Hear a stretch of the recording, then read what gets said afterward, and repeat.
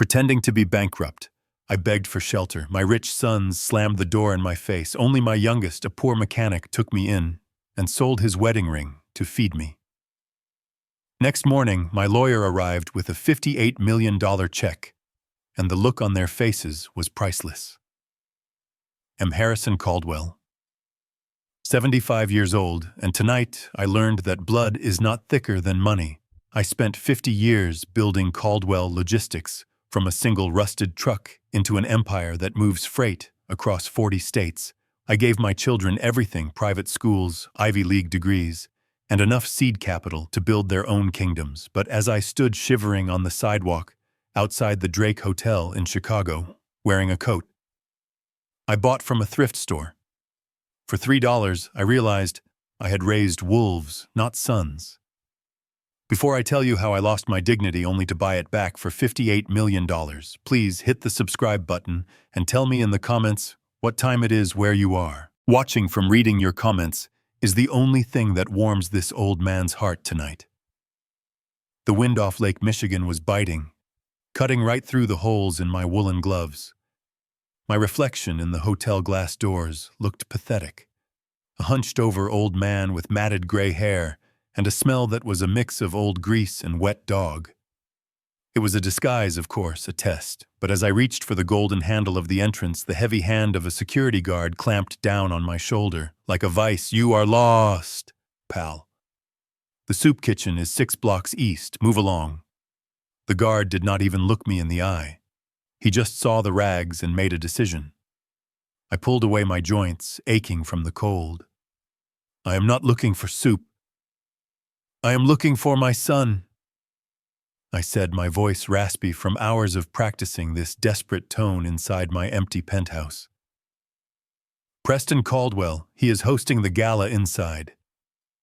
The guard laughed, a dry, humorless sound that made my stomach turn. "Yeah, and I am the King of England. Get lost." Before I call the cops, I peered past him into the ballroom inside.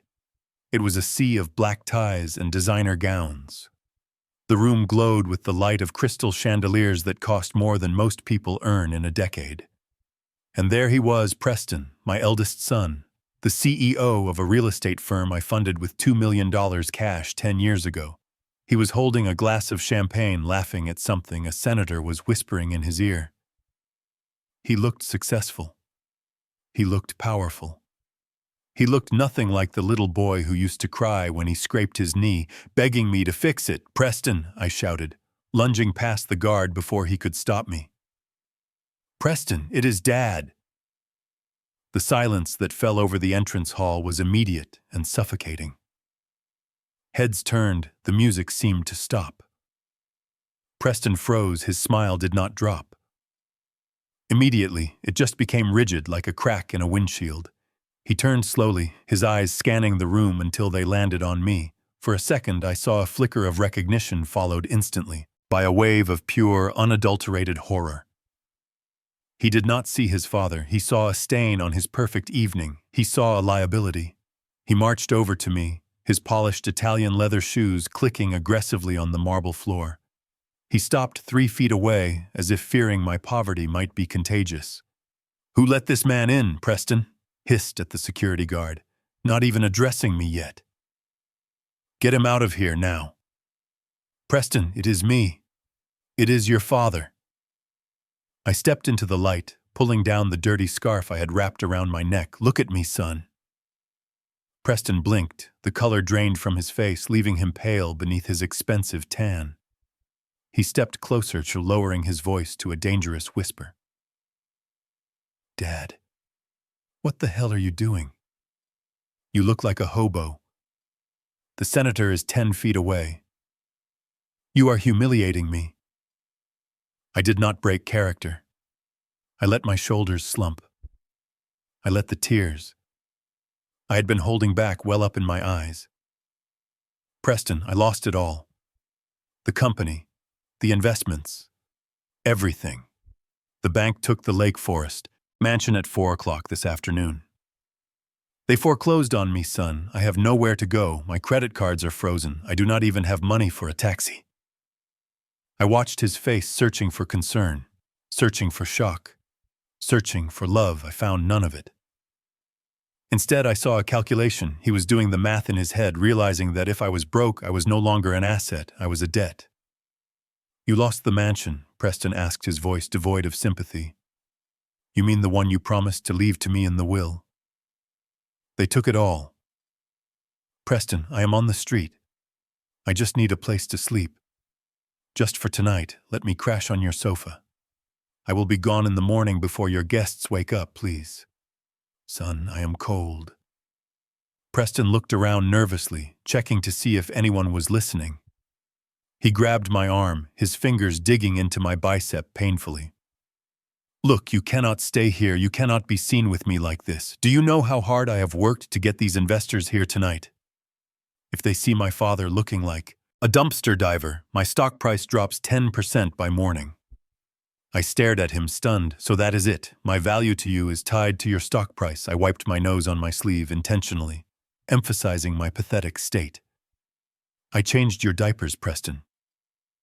I paid for your Harvard tuition. I gave you the down payment for your first 3 apartment complexes. And you are worried about your stock price. Keep your voice down, he snapped, pushing me back towards the revolving doors. Go to a shelter. Go to a motel. I do not care. Just get out of my sight. I will have my assistant wire you $100 in the morning if you promise to leave Chicago. $100, the insult felt like a physical slap. This was the boy who crashed his Porsche 3 times in college, and I replaced it every single time without a lecture. Suddenly, the sharp clicking of high heels approached. It was Tiffany Preston's wife, my daughter-in-law. She was wearing a silver dress that probably cost enough to feed a family for a year. Her eyes were sharp, cold, and zeroed in on my dirty coat. Preston, what is that smell? She wrinkled her nose, waving her hand in front of her face like she was wafting away a bad odor. Oh my God, is that your father? Tiffany, help me, I pleaded, extending a trembling hand towards her. We are family. Don't touch me, she shrieked, jumping back as if I were a leper. You will get grease on my Valentino gown. She turned to Preston, her face twisting into a mask of disgust. Preston, get him out of here. The senator is asking about the smell. It is embarrassing. He is leaving. Preston assured her, his hand shoving my chest. He was just leaving. I planted my feet, digging my worn-out boots into the plush red carpet of the lobby. I am not leaving until you look me in the eye and tell me that you are throwing your own father out into the freezing cold because he ran out of money. Is that who you are? Preston looked at me. His eyes were dead cold, like shark eyes. Yes, he said flatly. That is exactly who I am. You had a good run. Old man, you should have saved better security. Get this trash out of my hotel, trash. The word hung in the air as the security guard grabbed me again, tighter this time. Tiffany stepped forward. She was holding a glass of dark red Cabernet Sauvignon. She looked at me, then looked at the guard. Wait, she said. A cruel smile played on her lips. She walked right up to me, invading my personal space. Make sure he never comes back. Tilted her glass and watched as the dark red wine poured over my chest, soaking into the dirty wool of my coat, staining the white shirt underneath, running down my skin like cold blood. Oops, she said, deadpan, clumsy me. Now you really do look like a drunk. Get him out of here before he vomits on the rug. The shock of the cold liquid made me gasp. The guests who had gathered to watch the commotion laughed. A few of them actually laughed. My son did not laugh, but he did not stop her either. He just turned his back, adjusting his cufflinks, preparing to walk back into the warmth of his party. Get off me, I shouted, shaking off the guard. One last time, I will walk out myself. I looked at Preston's back. I hope the party is worth it, son. I really hope it is worth it. He did not turn around. The guard shoved me through the revolving doors, and I stumbled out onto the concrete. The wind hit me instantly, freezing the wine on my chest. I fell to my knees in the snow. The humiliating laughter of the gala fading as the heavy glass doors swung shut behind me. I sat there for a moment in the snow, staring at the golden light spilling out from the windows. I could see them inside toasting, clinking glasses, celebrating their wealth. And here I was, the man who made it all possible, sitting in the slush like a discarded wrapper. But as the cold seeped into my bones, something else ignited in my chest. It was not sadness anymore. It was clarity. For years, I had wondered if my children loved me, or just loved my wallet. Tonight, I got my answer. The experiment had begun, and the results were already brutal. But I had 2 more stops to make, 2 more children to test. And as I picked myself up, shivering violently, I touched the hidden pocket inside my coat, where my real phone was recording everything. The night was young, and the reckoning was just beginning. I began the long walk to the train station. My next stop was the Gold Coast penthouse of my second son, Bradley. He was a day trader, a gambler in a suit. Maybe he would be different. Maybe he would remember the time I sat by his hospital bed for 3 weeks when he had appendicitis. Maybe. But as I walked into the darkness, leaving the lights of Preston's party behind, I had a sinking feeling that the apple did not fall far from the rotten tree. The steel gate of the hotel courtyard slammed shut with a finality that echoed in my hollow chest. I lay there for a moment in the slush, the cold seeping through the thin fabric of my thrift store trousers, biting into my skin like 1,000 tiny needles. The red wine Tiffany had poured on me was beginning to freeze, turning the front of my coat into a stiff, sticky breastplate of humiliation. I stared at the closed gate, my mind drifting back 10 years. I remembered the day I handed Preston that check for $2 million. It was a sunny afternoon in May, right after his MBA graduation. We were sitting on the terrace of the very mansion he had just thrown me out of. He had wept, actually wept, promising me that he would build an empire that would make me proud, that he would always take care of the family legacy. He had called me his hero that day. Now to him, the hero was just a zero, a liability to be discarded like a piece of defective machinery. I forced myself to stand, my knees cracking audibly in the quiet alleyway. I brushed the wet snow from my legs, though it made little difference. I was already soaked to the bone. The physical pain was sharp, but it was a dull throb compared to the agony of what I had just witnessed. My eldest son, the one I had groomed to be the patriarch, was devoid of a soul. But I could not stop now. The experiment had to be completed. I had to know the full extent of the rot in my family tree before I could cut out the disease. I began the trek toward the Gold Coast, the wind off Lake Michigan whipping my face, turning my cheeks raw. It was a 3-mile walk to the penthouse of my second son, Bradley. Every step was a battle. I passed by the high-end boutiques on Michigan Avenue, stores where I had once bought suits that cost more than the average car. I saw my reflection in a shop window, and for a second I did not recognize myself. I looked like a ghost, a specter haunting the city I had helped build. People walked past me, giving me a wide berth, their eyes sliding over me as if I were invisible, or worse, a piece of filth that might soil their shoes. It was a perspective I had never seen from the back of a limousine. Bradley. My mind shifted to my second son. If Preston was the calculated, cold businessman, Bradley was the fire. He was a day trader, a gambler who played with millions on the stock market and cryptocurrency. He had always been the emotional one, the one who wore his heart on his sleeve. I remembered when he was 12 and found a bird with a broken wing in the yard. He had nursed it for weeks, crying when it finally died. I held on to that memory like a lifeline as I walked. Maybe that boy was still in there somewhere beneath the Armani suits and the obsession with status. Maybe Bradley would understand what it felt like to lose everything, because he lived his life on the edge of financial ruin every day. By the time I reached his building, a sleek glass tower that pierced the night sky, my fingers were so numb I could barely feel them. I knew I could not walk through the front door. The doorman there was new. He would not know me, and even if he did, he would not let a vagrant into the lobby. I waited in the shadows of the service entrance, shivering violently, until a pizza delivery driver buzzed in. As the door swung open, I slipped in behind him, keeping my head down, praying the camera did not catch my face. I made it to the freight elevator and pressed the button for the 40th floor. The ride up felt like an eternity. I leaned against the metal wall of the elevator, trying to compose myself. I needed to look desperate, but I did not have to try very hard. I was desperate. I was desperate for a shred of humanity from my own blood. When the doors slid open, I stepped into the private hallway that led to his penthouse. I could hear him before I even reached the door. Bradley was shouting, his voice echoing through the heavy mahogany wood. I raised my hand and knocked. The shouting stopped abruptly. A moment later, the door was yanked open. Bradley stood there, and he looked like a man on the brink of a nervous breakdown.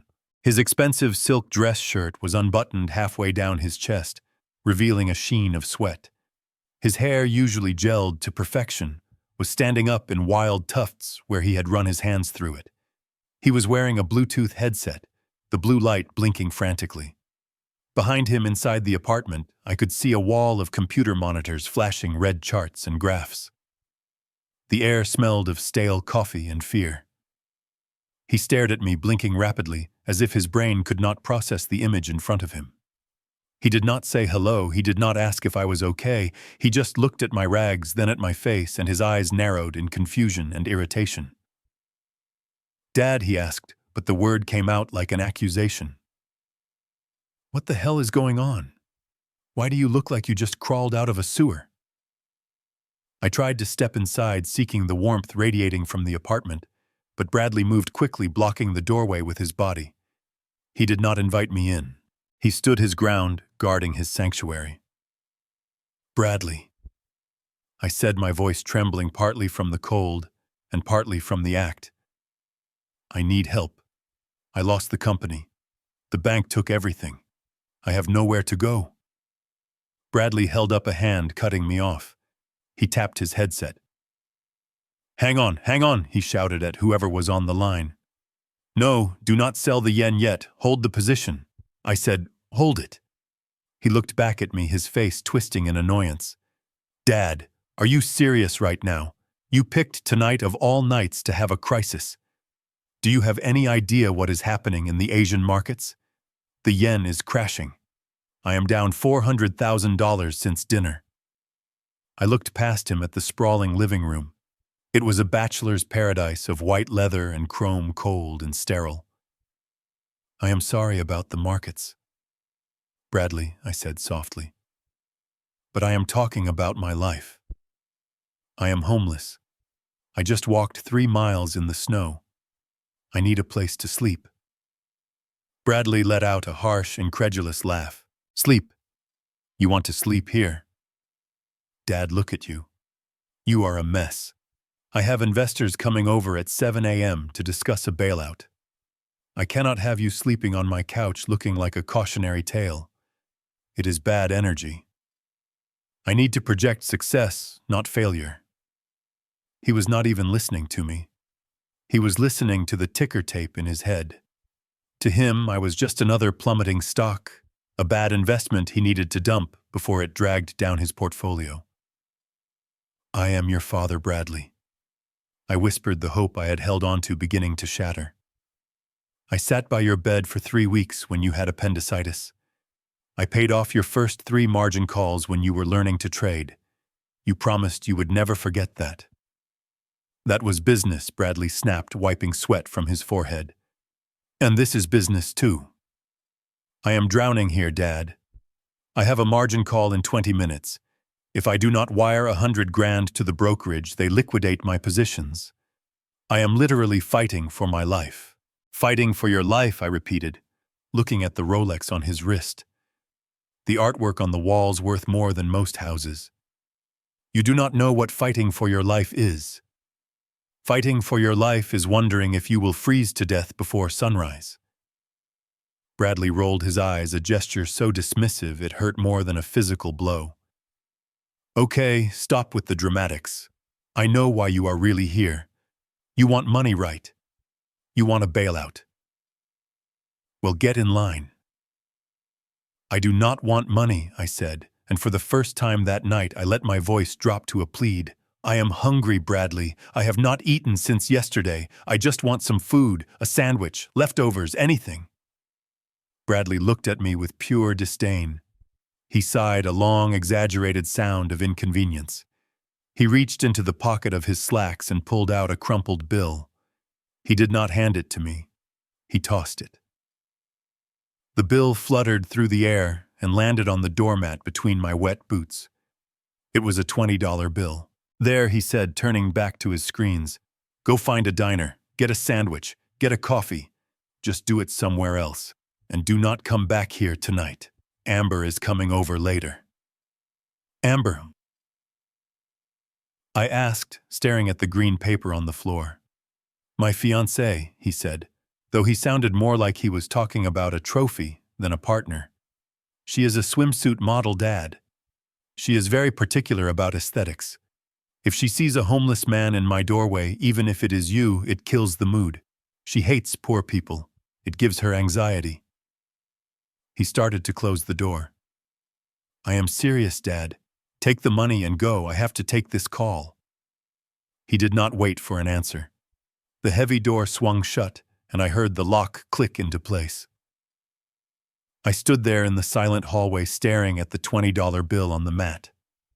My own son, the boy who used to cry over a dead bird, had just paid me $20 to disappear because I ruined the aesthetic for his model girlfriend. I bent down slowly, my joints screaming in protest, and picked up the bill. My hand was shaking, not from the cold this time, but from a rage that was burning hot and fierce in my gut. I looked at the closed door one last time. I could hear him screaming, "Bye, bye, bye," from inside. He was trying to buy his future, unaware that he had just sold his soul for a margin call. I pocketed the money. I would keep it. Not to spend, but as evidence. As a reminder of exactly what I was worth to Bradley Caldwell. $20. I turned back to the elevator. The descent felt faster this time. I walked out of the building and back into the biting wind. The city lights blurred through the tears I refused to let fall. 2 suns down. 2 rejections. 2 betrayals. My heart felt like a stone in my chest, heavy and cold. I had one card left to play. One last stop. Lucas, my youngest, the black sheep, the one who had disappointed me the most. Or so I had thought. Lucas, who had refused to go to business school. Lucas, who had married a waitress and opened a garage in the South Side, the part of town I never visited. I had cut him off 5 years ago. I had called him a failure. I had told him he was wasting his potential, fixing other people's mistakes. We had not spoken since. If my successful sons, the ones I had molded in my own image, had treated me like garbage, what would the son I had rejected do? Logic told me he would slam the door harder than anyone. He had every right to. He owed me nothing. I had given him nothing but criticism. But as I hailed a taxi using the last of my hidden cash reserves to pay for the ride to the South Side, a strange feeling settled over me. It wasn't hope exactly. It was curiosity. I had stripped away the facade of wealth, and I had seen the ugliness of greed. Now I was going to the one place where greed had no home to see if anything else lived there. The taxi driver looked at me in the rearview mirror, his eyes wary. "You sure about this address, buddy?" he asked. "This ain't exactly a tourist spot." "Just drive," I said, leaning my head against the cold window. "I have family there." Family. The word tasted like ash in my mouth. I closed my eyes as the city landscape changed from towering skyscrapers to boarded-up storefronts and dimly lit streets. I was about to find out if I had any family left at all. The taxi driver dumped me 3 blocks from the address I gave him, refusing to go any further into the dark labyrinth of the South Side.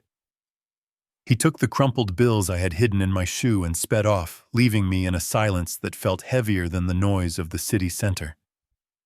The wind here was different. It did not just blow, it screamed, tearing through the narrow alleys with a violence I had never felt in my climate-controlled office or the back seat of my heated car. The temperature had dropped to 10 below zero, and every breath felt like inhaling shattered glass. I wrapped my thin thrift store coat tighter around me, but it was useless against the Chicago winter. The cold was a living thing, hunting for any exposed skin, finding the gaps in my disguise and sinking its teeth into my old bones. I started walking, keeping my head down, my eyes scanning the cracked pavement covered in black ice. The streetlights here were sparse and half of them were broken, casting long jagged shadows that seemed to move on their own. I was Harrison Caldwell, a man who could move fleets of trucks across the continent with a single phone call. But right now I was just an old man walking through a graveyard of rusted cars and boarded-up windows, hoping to find the son I had discarded. "Hey, old man." The voice came from the shadows of a derelict bus stop. I froze, my heart hammering against my ribs, not from the cold, but from a primal fear I had not felt since I was a child. 3 figures stepped out into the dim light. Teenagers wearing hoodies, their faces obscured, but their intent clear. They moved with the predatory confidence of wolves spotting a wounded deer. "I do not have anything," I said, my voice trembling, the steam from my breath vanishing instantly in the freezing air. "I am just looking for a place to sleep." One of them laughed, a sharp sound like a cracking branch. He stepped closer, and I saw the glint of a knife, a small, cheap blade that could end my life just as easily as a bullet. "You got a coat," he said, shoving me hard against the brick wall of an abandoned warehouse. "And you got shoes. Take them off." "Please," I begged, the desperation no longer an act. "I will freeze to death. It is 10 below zero." "Do I look like the Weather Channel?" he snapped, pressing the cold steel of the blade against my neck. The metal burned my skin. "Give it up or bleed out here. Nobody comes down this street till morning." My hands shook uncontrollably as I unbuttoned the coat, the very coat I had bought to play the part of a beggar. Ironically, now I was fighting to keep it, the $20 bill. Bradley had thrown at me fell out of the pocket, fluttering onto the snow like a dead leaf. The kid snatched it up, his eyes lighting up at the meager score. $20, he scoffed. "Is that it? You are pathetic, old man." He ripped the coat from my arms, leaving me in just a thin flannel shirt and trousers. The cold hit me like a physical blow, a sledgehammer to the chest, stealing the air from my lungs. They took my boots too, leaving me in wet socks on the ice.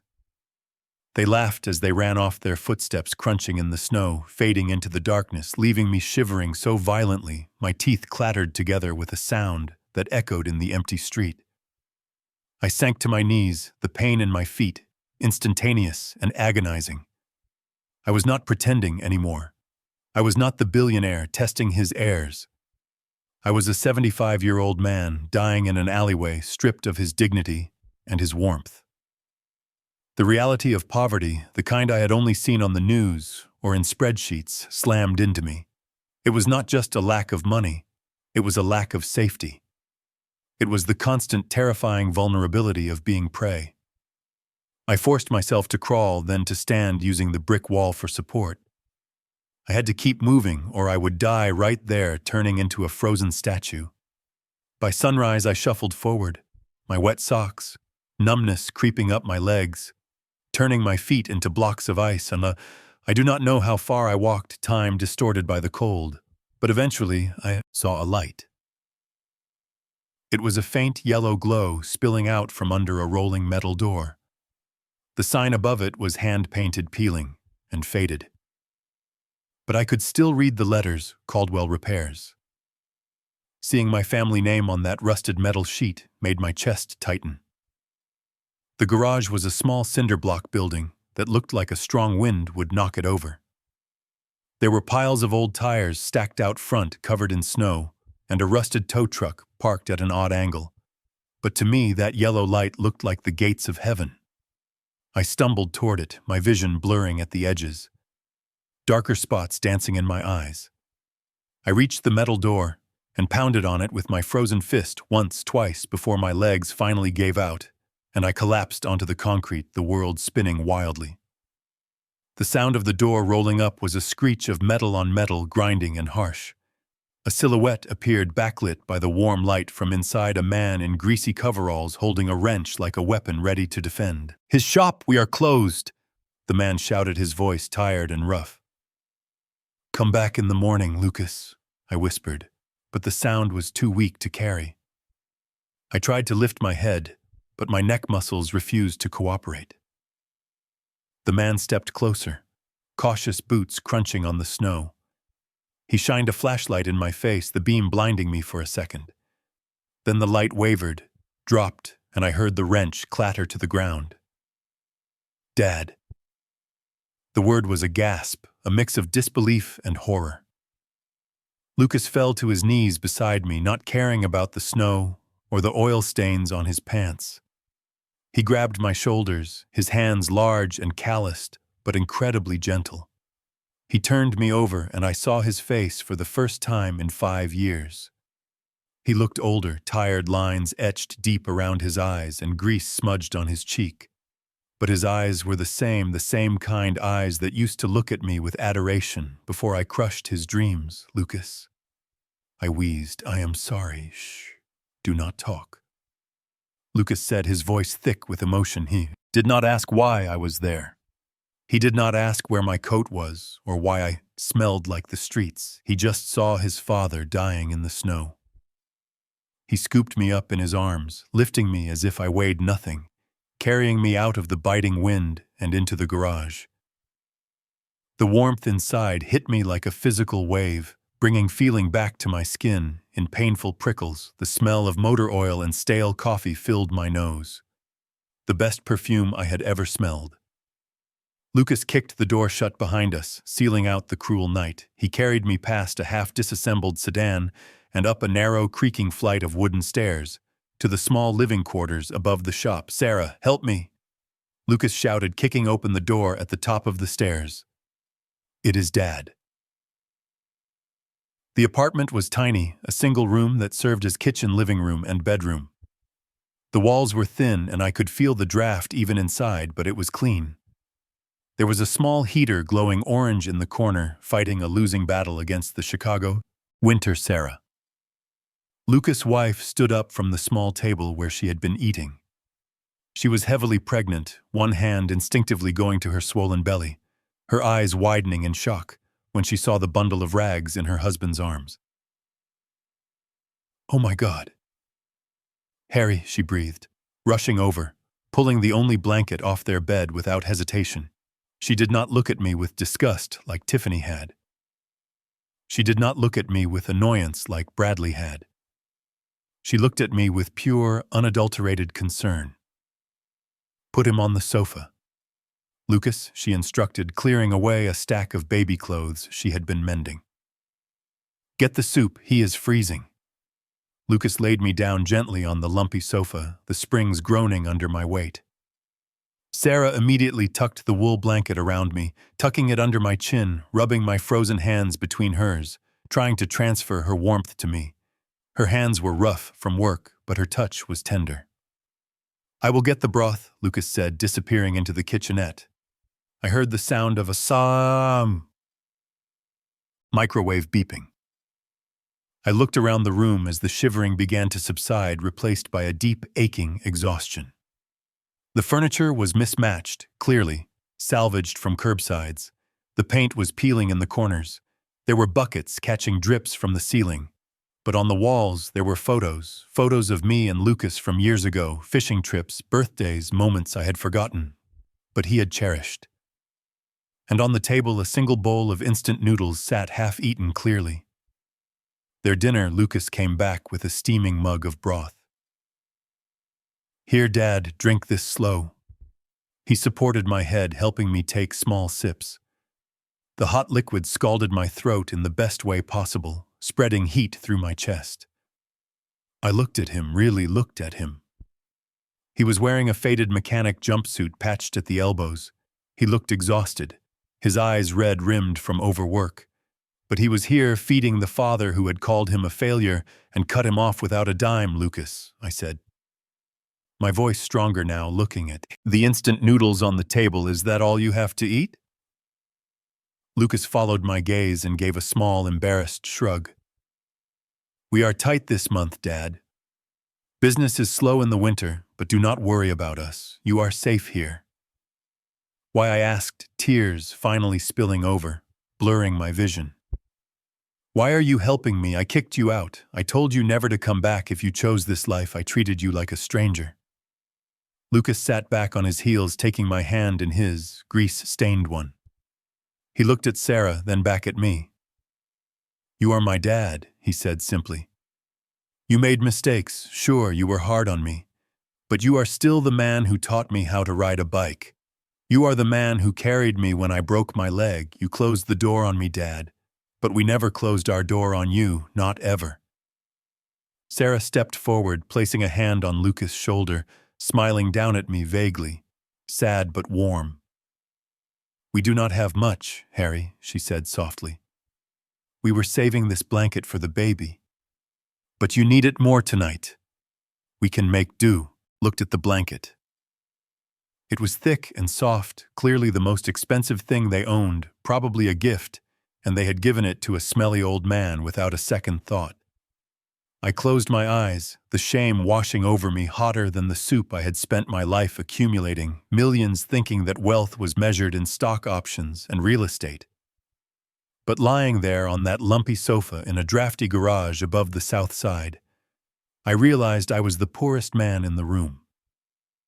And these two struggling to afford instant noodles were the richest people I had ever met.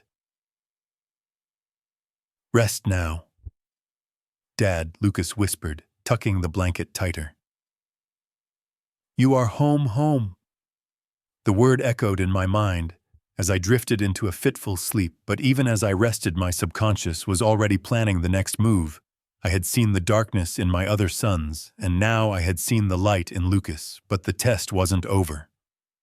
Tomorrow I would push them to the breaking point. I needed to see if this kindness would hold when the pressure of survival truly crushed them. I needed to know if they would sell their souls like their brothers, or if they were truly made of something rare and precious, because what I was about to ask of them would cost them everything they had left. The morning sun filtered through the grimy windows of the small apartment above the garage, casting long beams of dust motes, dancing in the cold air. I woke up to the smell of burnt toast and the sound of hushed whispers coming from the kitchenette. My back ached from the lumpy sofa springs that had dug into my ribs all night. But strangely, it was the best sleep I had in years. There was no hum of expensive air filtration systems, no distant traffic of the Gold Coast, just the quiet stillness of a home built on love and struggle. I lay there for a moment, keeping my eyes closed, pretending to still be asleep, soaking in the warmth of the wool blanket Sarah had sacrificed for me. I wanted to believe that the hard part was over, that I had found my sanctuary, but the reality of poverty is that peace is always temporary and usually expensive. The silence was shattered by a violent pounding on the metal door downstairs. It was not the polite knock of a customer. It was the heavy, authoritative banging of someone who owned the place.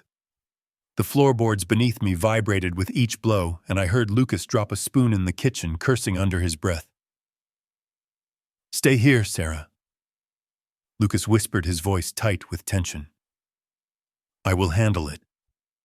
I heard his heavy boots thudding down the wooden stairs, and I threw off the blanket, creeping to the top of the landing to listen. This was part of the test. I needed to know exactly how deep the water was that my son was treading. The voices drifted up clearly through the thin floorboards. One was Lucas, apologetic and weary.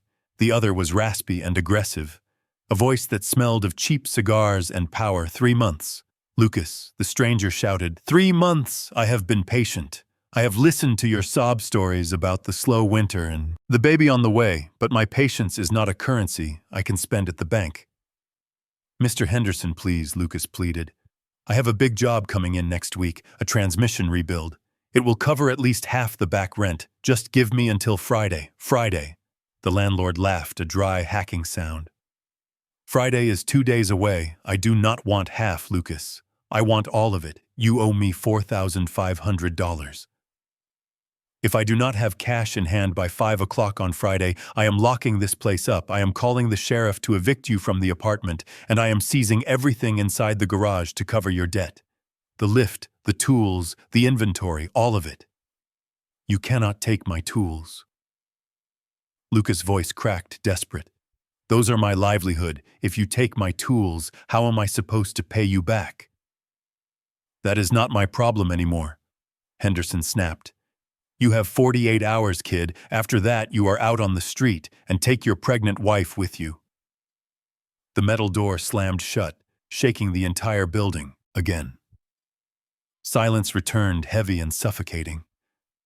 I retreated to the sofa, pulling the blanket back up, just as I heard Lucas coming back up the stairs. His steps were slower now, heavier, dragging the weight of the world with them. He walked into the kitchen, and I heard Sarah gasp lightly, clearly seeing the expression on his face. "He is going to evict us, isn't he?" Sarah asked, her voice trembling. Lucas sighed, the sound of a man deflating.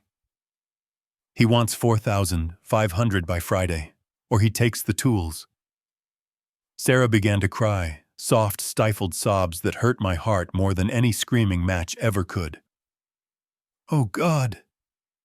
Lucas, what are we going to do? We have $1,200 in the savings jar." "That is it, and that money was for the hospital deposit." "I know, baby, I know," Lucas murmured, comforting her. "I will figure something out. I will sell the truck. I will work double shifts. We cannot use the hospital money, Lucas." Sarah said, her voice rising slightly in panic. "If we use that money for rent, I cannot deliver. At Mercy General, I will have to go to the county clinic. You know what happened to your cousin there? The infection rates, the overcrowding." Lucas.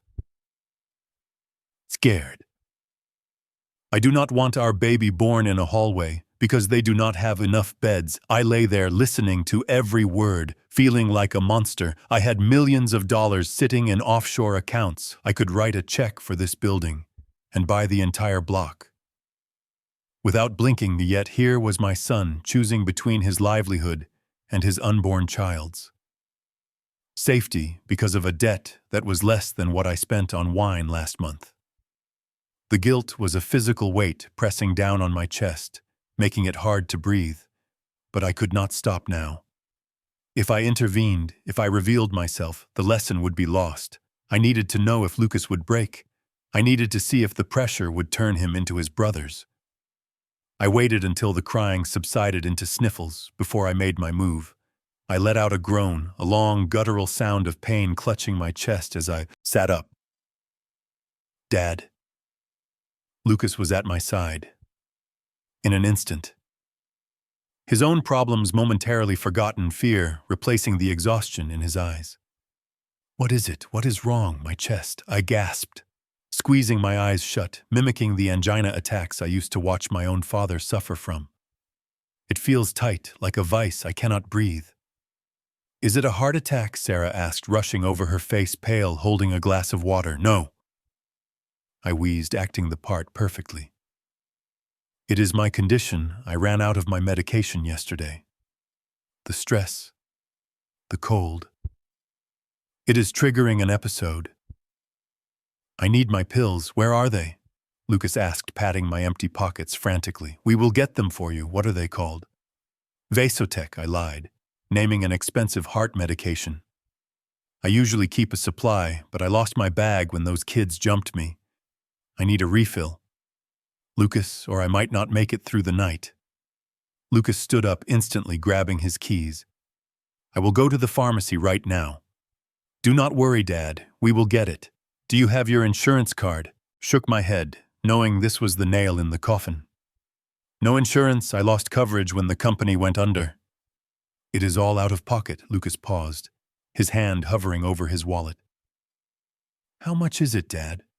I looked him in the eye, letting the silence hang for a second, before delivering the blow. "It is expensive."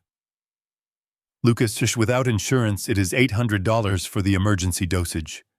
The room went dead silent. $800. I could see the mental math happening behind Lucas' eyes. They had $1,200 total. If he spent $800 on my medicine, they would be left with $400. $400 to fight a $4,500 eviction notice, $400 to pay for a hospital birth. It was impossible. Sarah looked at Lucas, her hand on her stomach. She did not say a word. She did not have to. Her eyes were pleading, screaming the reality of their situation. "We cannot afford this, Lucas. We have to save the baby. We have to save the shop. He is just an old man who abandoned us." Lucas looked at me lying there, gasping for air, his father who had come back into his life only to bring ruin. And then he looked at his wife carrying his future, and then he looked at the eviction notice on the table. I watched his throat bob as he swallowed hard. This was it. This was the moment Preston would have called security. Bradley would have tossed a $20 bill. But Lucas. He took a deep breath, closing his eyes for a second, as if saying a prayer or a goodbye to his dreams. Then he opened them, and they were clear, resolute. "Get the car keys, Sarah," he said, his voice steady. "Lucas," Sarah whispered, a tear sliding down her cheek. "The rent, the baby, we will figure it out," Lucas said firmly, walking over to kiss her forehead. "But I am not letting my father die on this sofa, not over money. We are not them, Sarah. We are not Preston and Bradley. We do not trade lives for dollars." He turned to me, lifting me up with a strength that surprised me. "Let's go, Dad. Let's go. I'm taking you to the pharmacy. Hang in there." As we walked down the stairs, I leaned heavily on him, partly to keep up the act, but mostly because my legs felt weak from the sheer magnitude of what he just did. He was effectively burning his life down to keep me warm. He was choosing a past that had rejected him over a future he had fought for.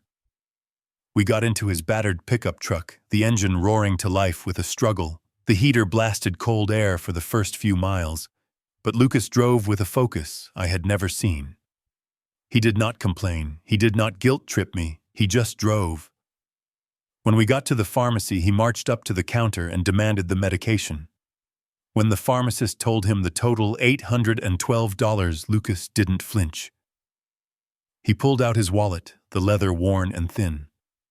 He took out the stack of bills, the money they had likely saved dollar by dollar over months of skipping meals and working overtime. He counted it out onto the counter, his hands shaking. His hands, slightly. It was almost everything he had. "Here," he said, pushing the money forward. "Keep the change." I watched him hand over his safety net, and in return, he got a small orange bottle of pills that were essentially sugar tablets. I had swapped out earlier just in case, but to him, they were life, and he had just bought mine at the highest price imaginable. We walked back to the truck in silence. The medication was in my pocket, but the weight of the sacrifice was in the air. Lucas started the engine, but he didn't pull away immediately. He gripped the steering wheel, his knuckles turning white, and he rested his forehead against his hands. I sat in the passenger seat, clutching the bottle, feeling like the villain in my own story. "Lucas," I said softly, "you didn't have to do that." He lifted his head and looked at me, tears brimming in his eyes, but refusing to fall.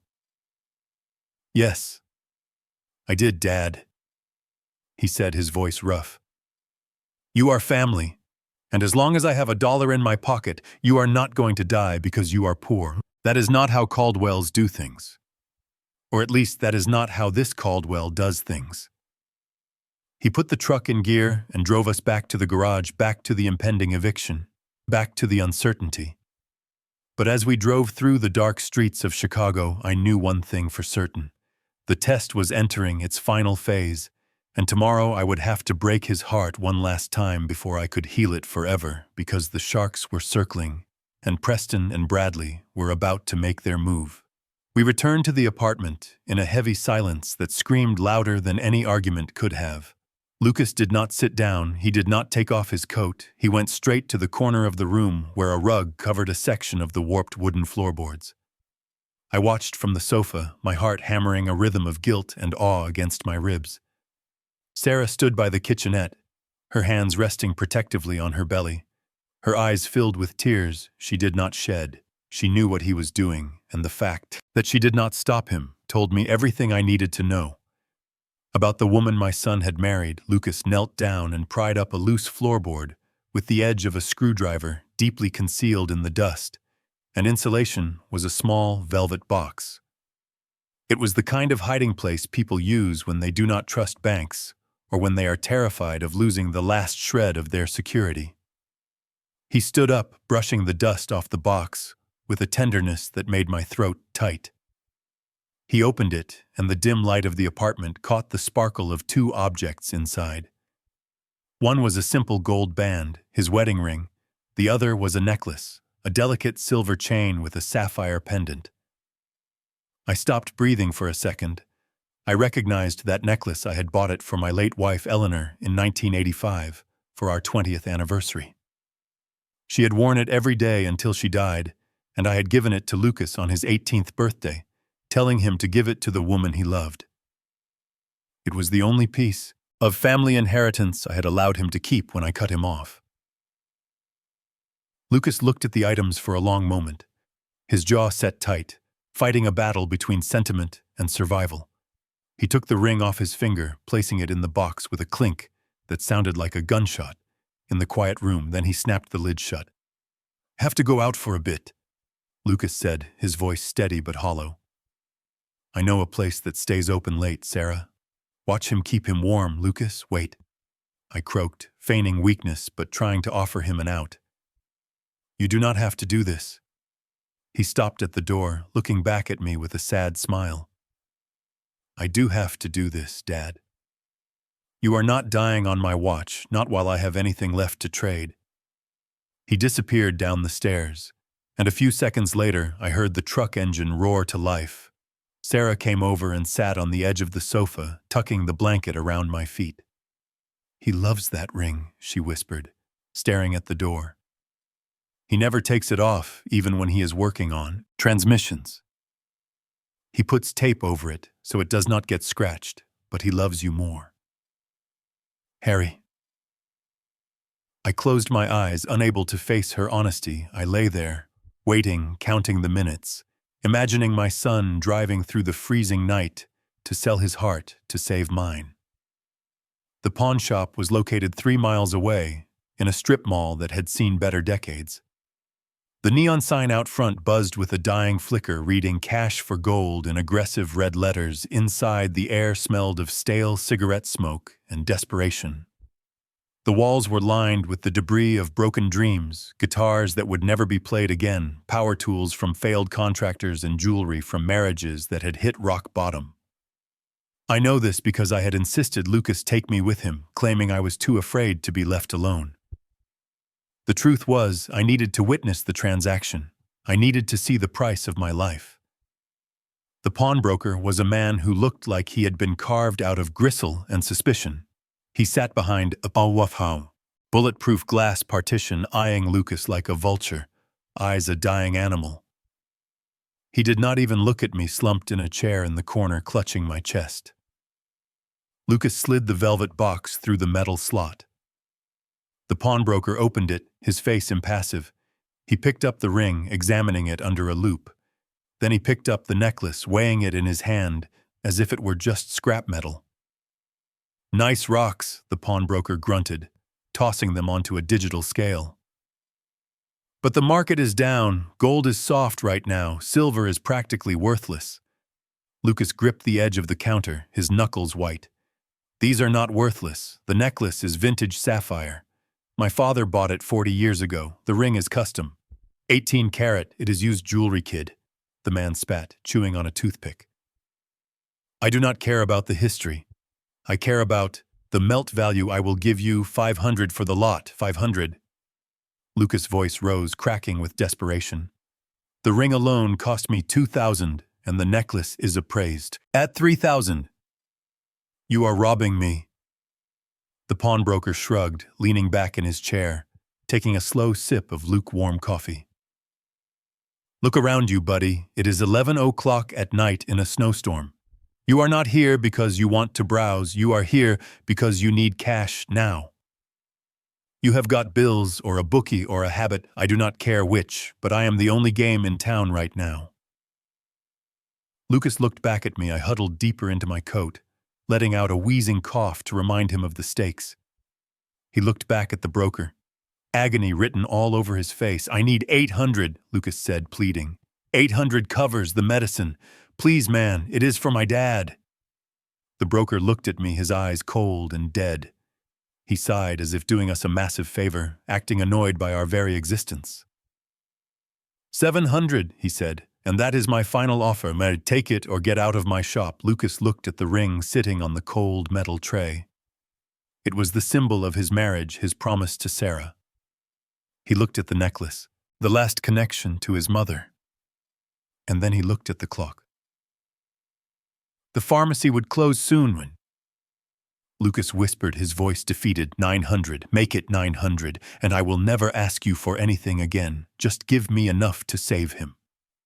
The broker hesitated, calculating the profit he would make, knowing he could sell that necklace for $2,000 tomorrow.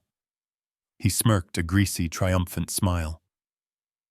900. But I am taking a risk here. He counted out the money. $900 in greasy, worn-out $20 bills. He slid them through the slot, along with the empty velvet box. Lucas took the cash, his hands trembling. He did not look back at the jewelry. He could not bear to. He just shoved the money into his pocket and walked over to me, helping me stand up. "Let's go, Dad," he said, his voice flat.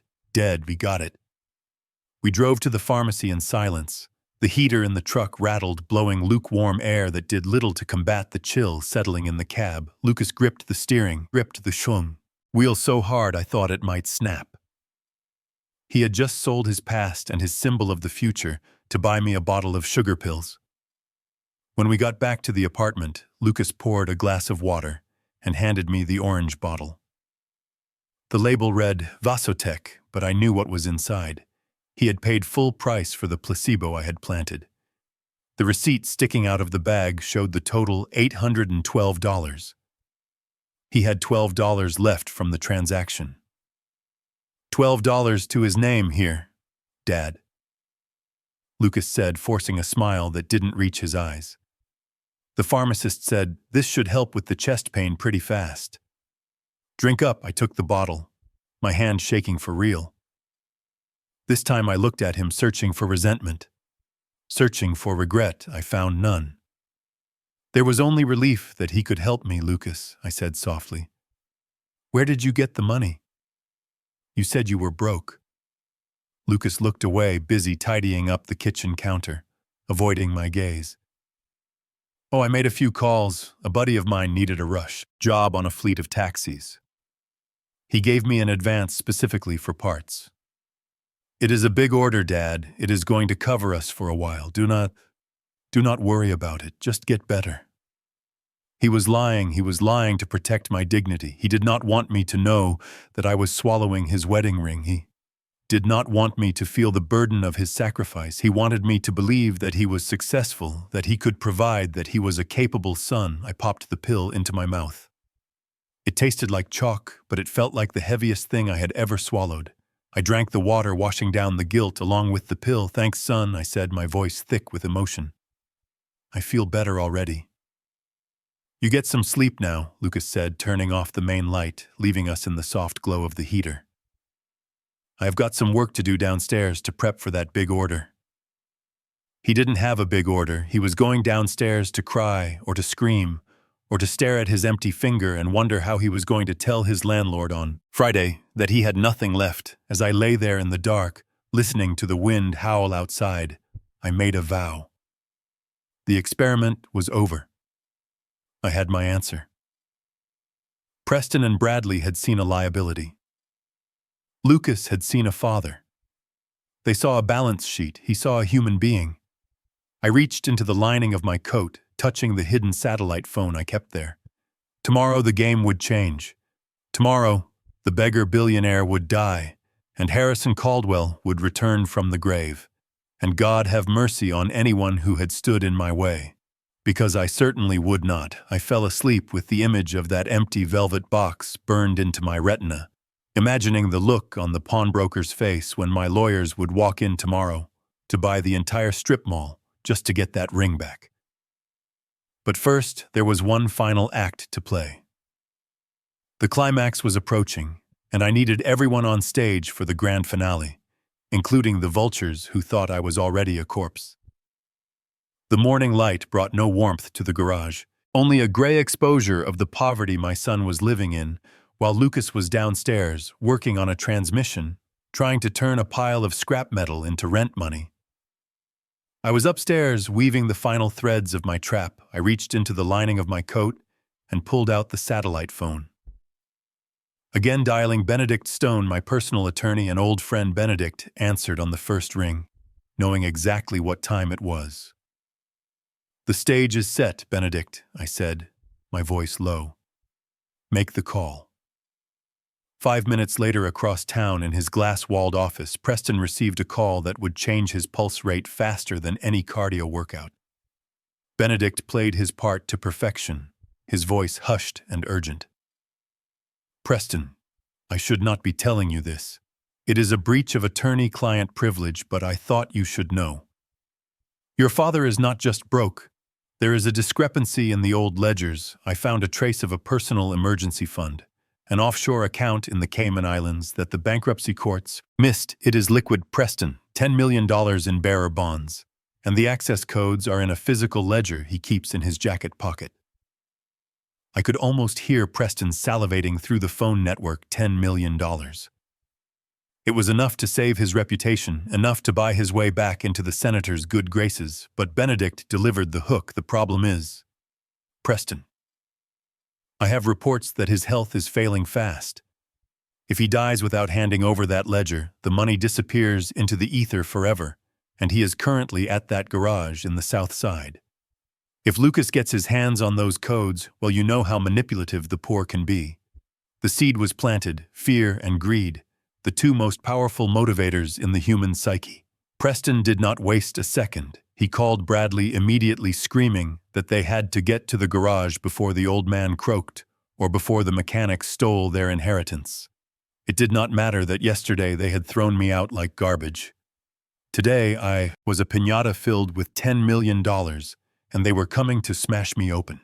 I lay back down on the lumpy sofa, pulling the wool blanket up to my chin, waiting. I heard the rumble of engines before I saw them. Not the coughing splutter of neighborhood cars, but the deep, throaty roar of precision German engineering, a Porsche and a Mercedes tearing through the potholed streets of the South Side, looking as out of place as sharks in a goldfish bowl. I listened as the cars screeched to a halt outside the garage. The silence of the neighborhood was shattered. Doors slammed, aggressive and loud. I could imagine the neighbors peeking out from behind torn curtains, wondering if the mob had come to collect, or if the police were finally raiding the place. But this was worse than the mob. This was family. Preston and Bradley did not knock. They did not respect the sanctity of Lucas' home any more than they respected my dignity. I heard the metal service door downstairs crash open, likely kicked in Lucas. Shout of surprise was drowned out by Preston screaming, "Where is he? Where is the old man?" I closed my eyes, slowing my breathing, mimicking the shallow rattle of the dying. I heard their footsteps thundering up the wooden stairs, shaking the entire structure. They were running or racing each other to the deathbed, not to say goodbye but to rob the corpse. The door to the apartment flew open, banging against the wall. Preston was the first one through. He was wearing a cashmere coat that cost more than Lucas made in a year. His face flushed with the exertion and the manic energy of greed. Bradley was right behind him, eyes darting around the room, scanning for a safe, a bag, a book, anything that looked like money. They saw me lying on the sofa, pale and still. Sarah was standing by the kitchenette, frozen in fear, dropping the towel she was holding. "He is unconscious," Bradley shouted, rushing over, not to check my pulse, but to pat down my coat pockets. "He is out cold." "Check the room, find the ledger," Preston marched over to the sofa, looming over me. I kept my eyes shut, but I could smell his cologne. It smelled of desperation. He didn't touch me gently. He grabbed my shoulder and shook me violently, his fingers digging into my collarbone. "Wake up, old man," he yelled, his voice cracking. "Get up, I know you can hear me. Where's the money? Where are the bonds?" I let my head loll to the side, playing the part, perfectly letting out a low groan. Stop it! Sarah screamed, rushing forward, pushing at Preston's arm. You are hurting him. Can't you see he is sick? Leave him alone! Preston backhanded her away without even looking, shoving a pregnant woman toward the wall. Shut up, you gold digger. We know what you are doing. You are keeping him here to get him to sign everything over to you. Suddenly a roar erupted from the doorway, a sound of pure primal rage. Lucas had made it up the stairs. He saw his wife stumbling back. He saw his brother shaking his dying father. He saw the vultures picking at the bones before the heart had even stopped beating. Get your hands off him. Lucas did not look like a mechanic anymore. He looked like a tank. He launched himself across the room, tackling Preston away from the sofa. They crashed into the small table, sending the bowl of instant noodles flying. Get out, Lucas roared, standing between me and his brothers, his chest heaving, his fists clenched at his sides. Get out of my house right now. Preston scrambled up from the floor, dusting off his expensive coat, his face twisted into a sneer. Oh, look at the hero protecting his investment. We know about the 10 million, Lucas. We know he has the codes hidden on him. You think you can keep it all for yourself just because you let him sleep on a dirty couch? 10 million. Lucas looked confused, his eyes darting to me, then back to them. What are you talking about? He is broke. He came here with nothing. You threw him out in the snow. Don't play dumb, Bradley spat, stepping forward, joining Preston. You are trying to scam us, you and this trashy wife of yours waiting for him to die so you can cash out. Well, it is not happening. We are the executors. We are the eldest. That money belongs to the company. It belongs to us, Lucas laughed, a bitter, broken sound. You guys are insane. You are actually insane. He is dying. The doctor said, his heart is failing. He needs peace, and you barge in here screaming about imaginary money. You are sick. Get out before I call the cops. Call them, Preston challenged, puffing out his chest. By the time they get to this neighborhood, we will have turned this place upside down. Move aside, Lucas, or I will have my lawyers bury you, so deep in lawsuits you will be paying me until your grandchildren are born. Preston stepped forward, raising his hand, as if to shove Lucas again. But Lucas did not budge. He grabbed Preston's wrist mid-air, his grip fortified by years of turning wrenches. Years of manual labor that Preston's soft gym hands could not match. I said, "It out," Lucas growled, his voice dropping to a dangerous whisper.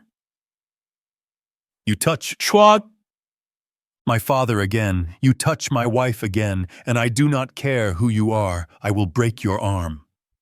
The room went dead silent. The violence hung in the air, heavy and electric, getting ready to discharge.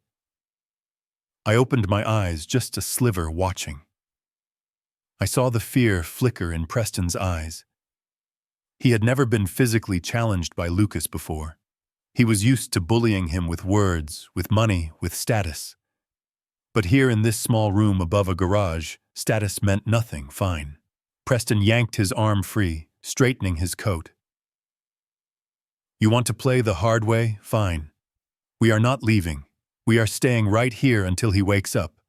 And if that ledger is not in my hands by noon, I am bringing a demolition crew to condemn this building. I bought the debt on this place this morning. Lucas, surprise, I am your new landlord. Lucas' face went pale. The color drained from Sarah's cheeks. Preston smiled a cruel, triumphant shark smile. That is right, little brother. I own the building now, so technically you are trespassing in my property. Now move aside, and let me search the old man. This was it. The absolute bottom, the depths of their depravity knew no bounds. Preston had not just come for the money. He had bought the debt to enslave his own brother, to hold a roof over their heads as a weapon.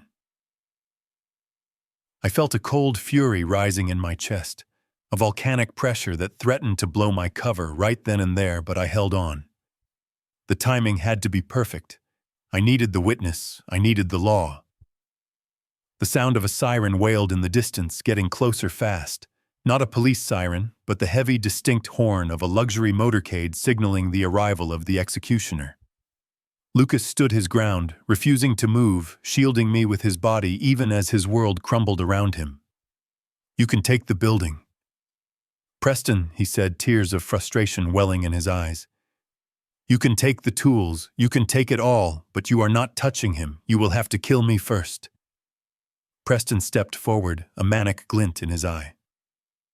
Maybe I will, just as. He raised his fist, the door downstairs slammed open again, and a booming voice echoed up the stairwell, a voice projected by a megaphone. This is the Chicago Police Department and the federal marshals. Step away from the occupants and keep your hands where we can see them. Preston and Bradley froze their heads, snapping toward the door. Confusion washed over their faces. Why would the police be here? They hadn't called them. I threw off the blanket, slowly sitting up. The groans of the dying man vanished, replaced by the posture of the CEO, who had crushed unions and competitors for 5 decades. I swung my legs over the edge of the sofa and looked at my 2 eldest sons, my eyes clear and sharp as diamonds. I do not think they are here for Lucas. Boys, I said, my voice steady and strong, filling the silence of the room. Preston jumped back as if he had seen a ghost. Dad, you are awake. You are okay. I stood up, smoothing down my flannel shirt, looking at Lucas, who was staring at me in shock, then at Preston, whose arrogance was melting into terror.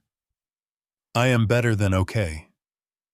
Preston, I said, walking past Lucas to stand nose to nose with my eldest son. I am disappointed, and the police, they are not here to evict anyone. They are here to escort you to a cell. Because stealing $10 million is a crime, but trying to bury your own family, that is a sin, and today is Judgment Day. Preston snapped his fingers, and the 2 men in dark suits who had been waiting on the landing surged forward like trained attack dogs.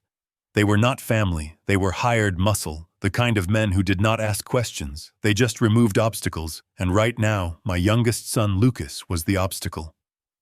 The small apartment suddenly felt like a cage. Lucas tried to hold his ground, planting his feet firmly on the warped floorboards, raising his fists in a boxing stance I had taught him when he was 10 years old. But he was exhausted from a night of panic and hunger, and he was outnumbered. Get him out of the way, Preston ordered, his voice bored and detached as if he were ordering a waiter to clear a table. One of the bodyguards lunged, feinting to the left before driving a heavy shoulder into Lucas' chest. The sound of the impact was sickening, a dull thud of meat hitting meat that made me flinch. Beneath my wool blanket. Lucas stumbled back, crashing into the wall, knocking a framed picture of his wedding day to the floor, the glass shattering instantly. He didn't stay down, though. He roared a sound of pure, desperate frustration and swung a wild haymaker that connected with the guards, jaw snapping the man's head back. For a second, I felt a surge of pride seeing the fire in him, seeing that he would fight giants to protect his home. But the victory was short-lived. The second guard moved in with a baton, striking Lucas hard behind the knee. My son crumpled to the floor with a cry of pain that tore through my heart. He tried to crawl back up, but a heavy boot pinned him to the ground, pressing his face into the dust and the shards of broken glass from his own wedding photo. Lucas. Sarah screamed, dropping the towel she had been clutching. She rushed forward, her maternal instinct overriding her fear, needing to get to her husband, needing to shield him, but she never made it. Bradley, my second son, the one who claimed to be a man of culture and sophistication, stepped into her path. He did not look at her as a sister-in-law or as a pregnant woman carrying his niece or nephew. He looked at her as a nuisance. He extended his arm and shoved her hard, not a gentle push, but a violent dismissal intended to knock her away. Sarah lost her footing on the slick floor, and for a terrifying heartbeat time seemed to suspend. I watched in horror as she flailed backward, her hands instinctively going to her belly to protect the life inside. She collided with the edge of the kitchen counter with a sharp gasp, before sliding down to the floor, landing heavily on her hip. No! Lucas screamed from the floor, struggling uselessly against the weight of the bodyguard. You coward, you touched her. I will kill you, Bradley. I swear to God I will kill you. Bradley just dusted off his jacket, looking down at Sarah with a sneer of pure contempt. She is fine, stop being dramatic. She just slipped. He looked at Preston, seeking approval for his cruelty, like a child seeking praise for a bad deed. I lay there, my fingernails digging into the palms of my hands so hard I drew blood. The urge to throw off the blanket and tear them apart with my bare hands was overwhelming. My blood pressure was spiking, my vision turning red at the edges, witnessing this violation of everything I had ever taught them about honor, about protecting the weak. But I forced myself to stay frozen. I needed the timeline to align perfectly. I needed the trap to snap shut. Not just on their fingers, but on their entire lives. Bradley stepped over Lucas, casually kicking his leg as he passed, walking into the center of the room. He looked around the small apartment, his eyes scanning the peeling paint, the mismatched furniture, the water stains on the ceiling. With a look of amusement, he laughed, a cold, dry sound that lacked any real humor. "You are so stupid, Lucas," Bradley said, shaking his head. "Look at this place. You are fighting us for what? For the right to live in a dump." He kicked a stack of baby clothes that Sarah had folded neatly on a chair, sending them scattering across the dirty floor. "You actually believe the old man has $10 million hidden in a bond ledger? You really are gullible, aren't you?" Lucas groaned from the floor, his face pressed against the wood. "Why are you here then?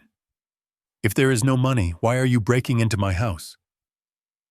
Bradley crouched down, picking up a ceramic vase from the table, examining it before dropping it deliberately. It shattered into a dozen pieces, and he smiled.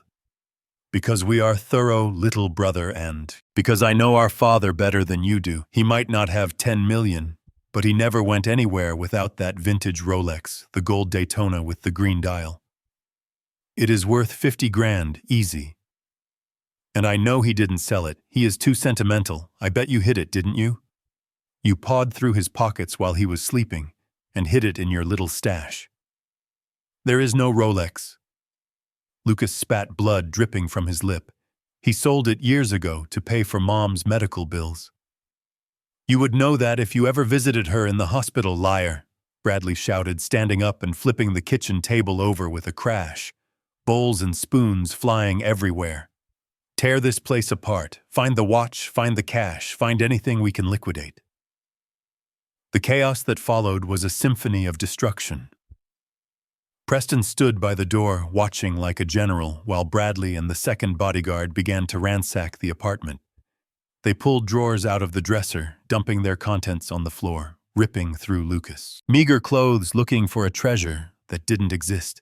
They tore the cushions off the sofa where I lay, forcing me to curl up tighter, to avoid being tossed aside. They smashed the few plates in the cabinets, looking for hollow spaces behind the walls. It was not just a search. It was a punishment. They were punishing Lucas for being poor, for being different, for daring to stand up to them. They wanted to leave him with nothing, not even his dignity. I watched through half-closed eyes as Bradley picked up a small wooden box from the shelf. It was a jewelry box hand-carved by Lucas. He shook it, hearing nothing, and threw it against the wall, splitting it open. I felt a tear slide down my temple, hot and stinging. It was not a tear of sadness anymore. It was a tear of finality. I was watching the funeral of my family. The sons I had raised were dead, replaced by these monsters, consumed by greed, and the only son I had rejected was the only one showing any humanity, bleeding on the floor to protect a father, who had abandoned him. I shifted my gaze to the old clock on the wall. The second hand was sweeping past the 12. It was 9:59 in the morning. The destruction around me was reaching a crescendo. Bradley was now ripping up the floorboards near the corner, convinced there was a safe underneath. "Where is it?" Bradley screamed, his face red and sweaty. "Tell me where you hid it, or I will have them break your fingers." "One by one, I will never tell you anything." Lucas gasped, struggling for air, even though he knew nothing. He was protecting a secret he didn't even understand, simply because he thought it mattered to me. 10 o'clock, the hour struck. Not with a chime, but with a sound from outside that cut through the noise of the smashing furniture. It was not the high-pitched wail of a police siren. It was deeper, louder, a rhythmic thrumming that vibrated in the chest, It was the sound of heavy engines, precision-tuned and powerful, approaching in formation. Preston turned his head toward the window. Frowning, "What is that?" The sound grew louder, accompanied by the screech of heavy tires on asphalt and the slamming of multiple heavy doors.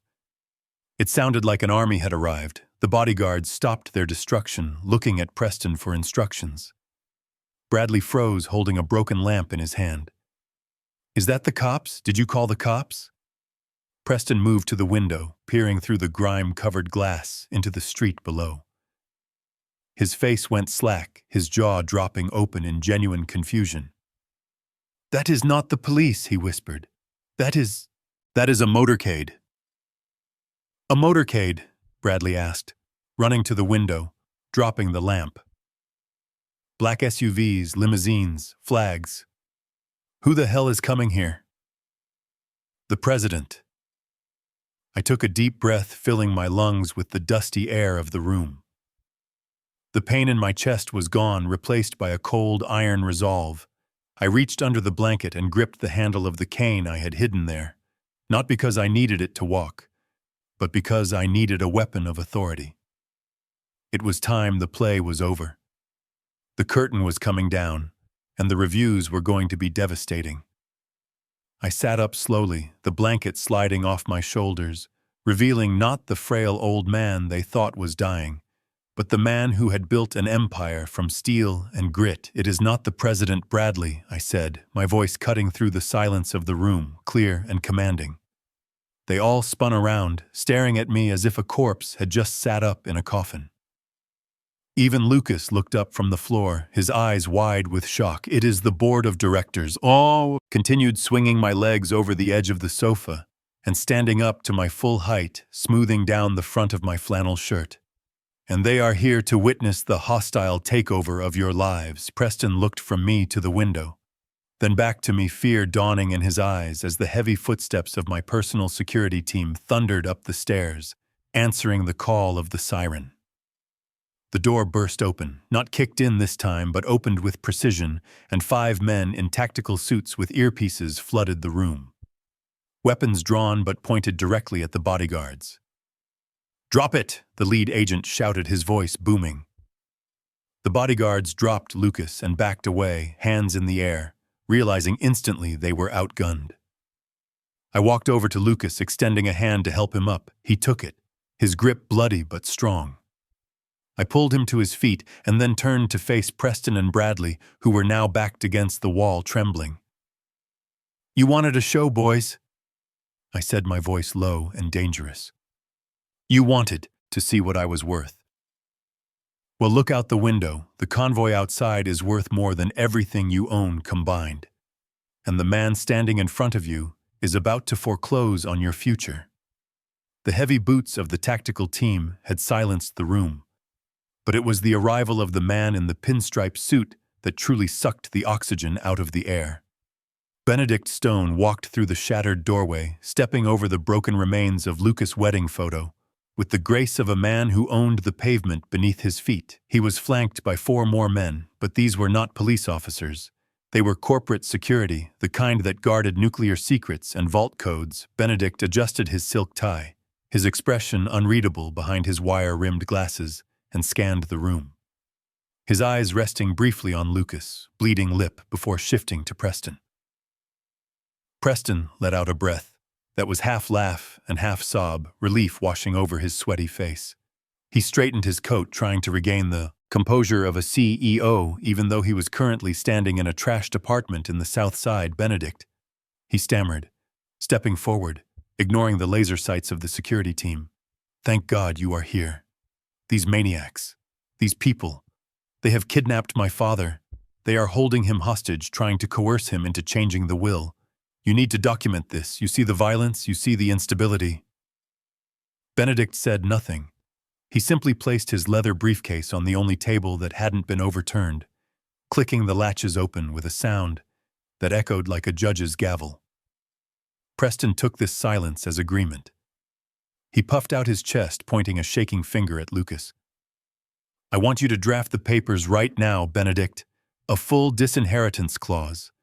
Cut Lucas out completely. I want a restraining order. I want him arrested for elder abuse and ensure that the assets, the 10 million in bonds, are transferred to my custody immediately for safekeeping. My father is clearly not in his right mind. He is senile. He is vulnerable. I watched Preston dig his own grave with every word. He was so blinded by greed, so convinced of his own superiority, that he couldn't see the trap closing around his neck. He actually thought Benedict worked for him. He forgot that Benedict had been my shadow for 40 years, that we had fought legal wars together, that made this family squabble look like a playground fight. Benedict finally looked up from his briefcase, holding a single thick document. He didn't look at Preston. He looked at me, Mr. Caldwell. The lawyer said, his voice calm and professional.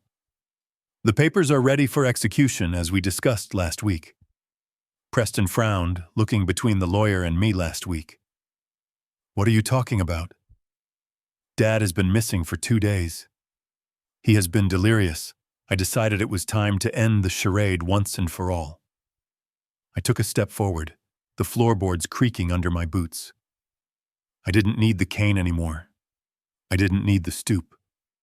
I straightened my spine, feeling the vertebrae click into place, standing to my full 6'2" height. The transformation was physical, but it was also psychological. The air of the helpless old beggar evaporated, replaced by the aura of the man who had built a logistics empire from the ground up. There is no need to draft any new papers, Preston, I said, my voice dropping the rasp and returning to the deep baritone that had commanded boardrooms for decades. The paperwork was finalized 7 days ago. Before I even put on this coat, before I even walked out the door. Preston and Bradley took a synchronized step back, their eyes widening in genuine confusion. They looked at the man standing before them, and for the first time they didn't see a victim, they saw a predator. You are not sick, Bradley whispered, his voice trembling. You are standing up, you are not dying. Laughed a short, sharp sound. I am 75, Bradley. I have arthritis and I need reading glasses, but dying hardly.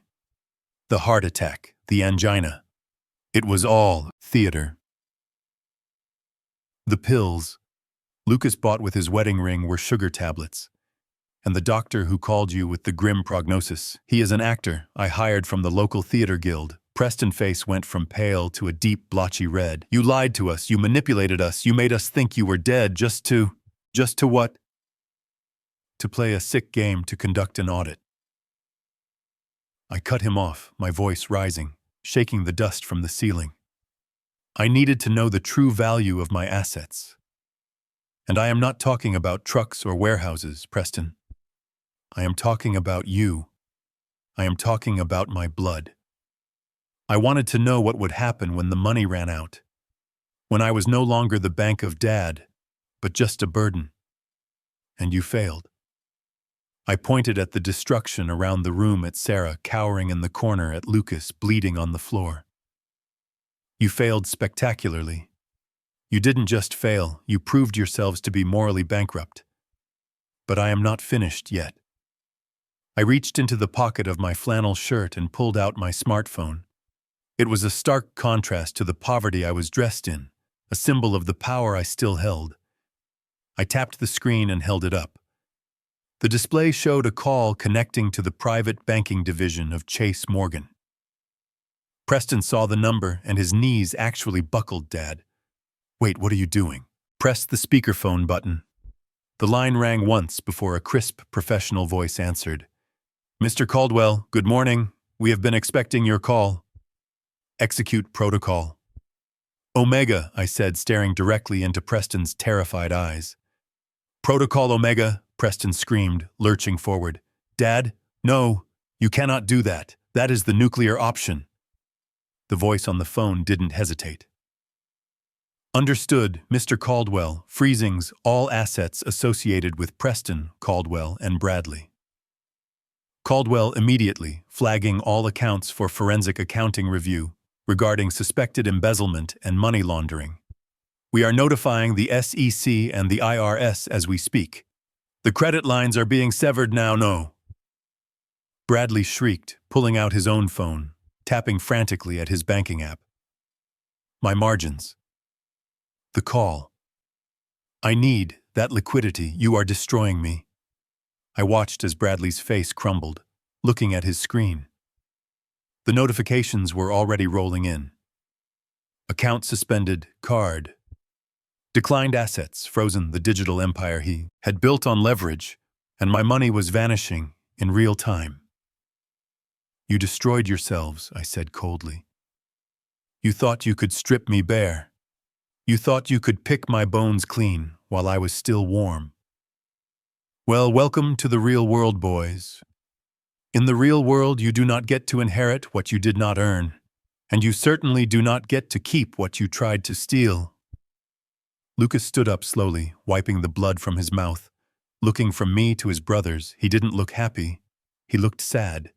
He looked like a man watching a tragedy he couldn't stop, Dad. Lucas said softly, You do not have to ruin them. I turned to my youngest son, the only one who had passed the test. They ruined themselves. Son, I am just processing the paperwork. Now, Benedict, show them the rest. Show them what they really lost today. Benedict handed me the thick manila envelopes, and I felt the weight of them in my hands, heavier than any brick I had ever carried on a construction site back in the early days. These were not just papers. They were the autopsy reports of my son's morality. I walked over to the workbench, which was covered in grease and scattered tools, and I threw the files down. The sound they made hitting the oil-stained wood was dull and final, like a coffin lid closing, putting an end to the noise and the chaos in the room.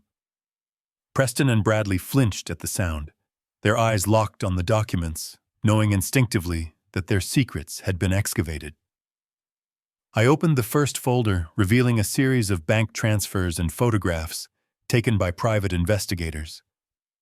I picked up a photo of a woman getting into a Ferrari and held it up for Preston to see. She was young, beautiful, and she was definitely not his wife, Tiffany. You call yourself a CEO, Preston, I said, my voice slicing through the air like a cold wind. But you are nothing more than a thief. I have the forensic accounting right here.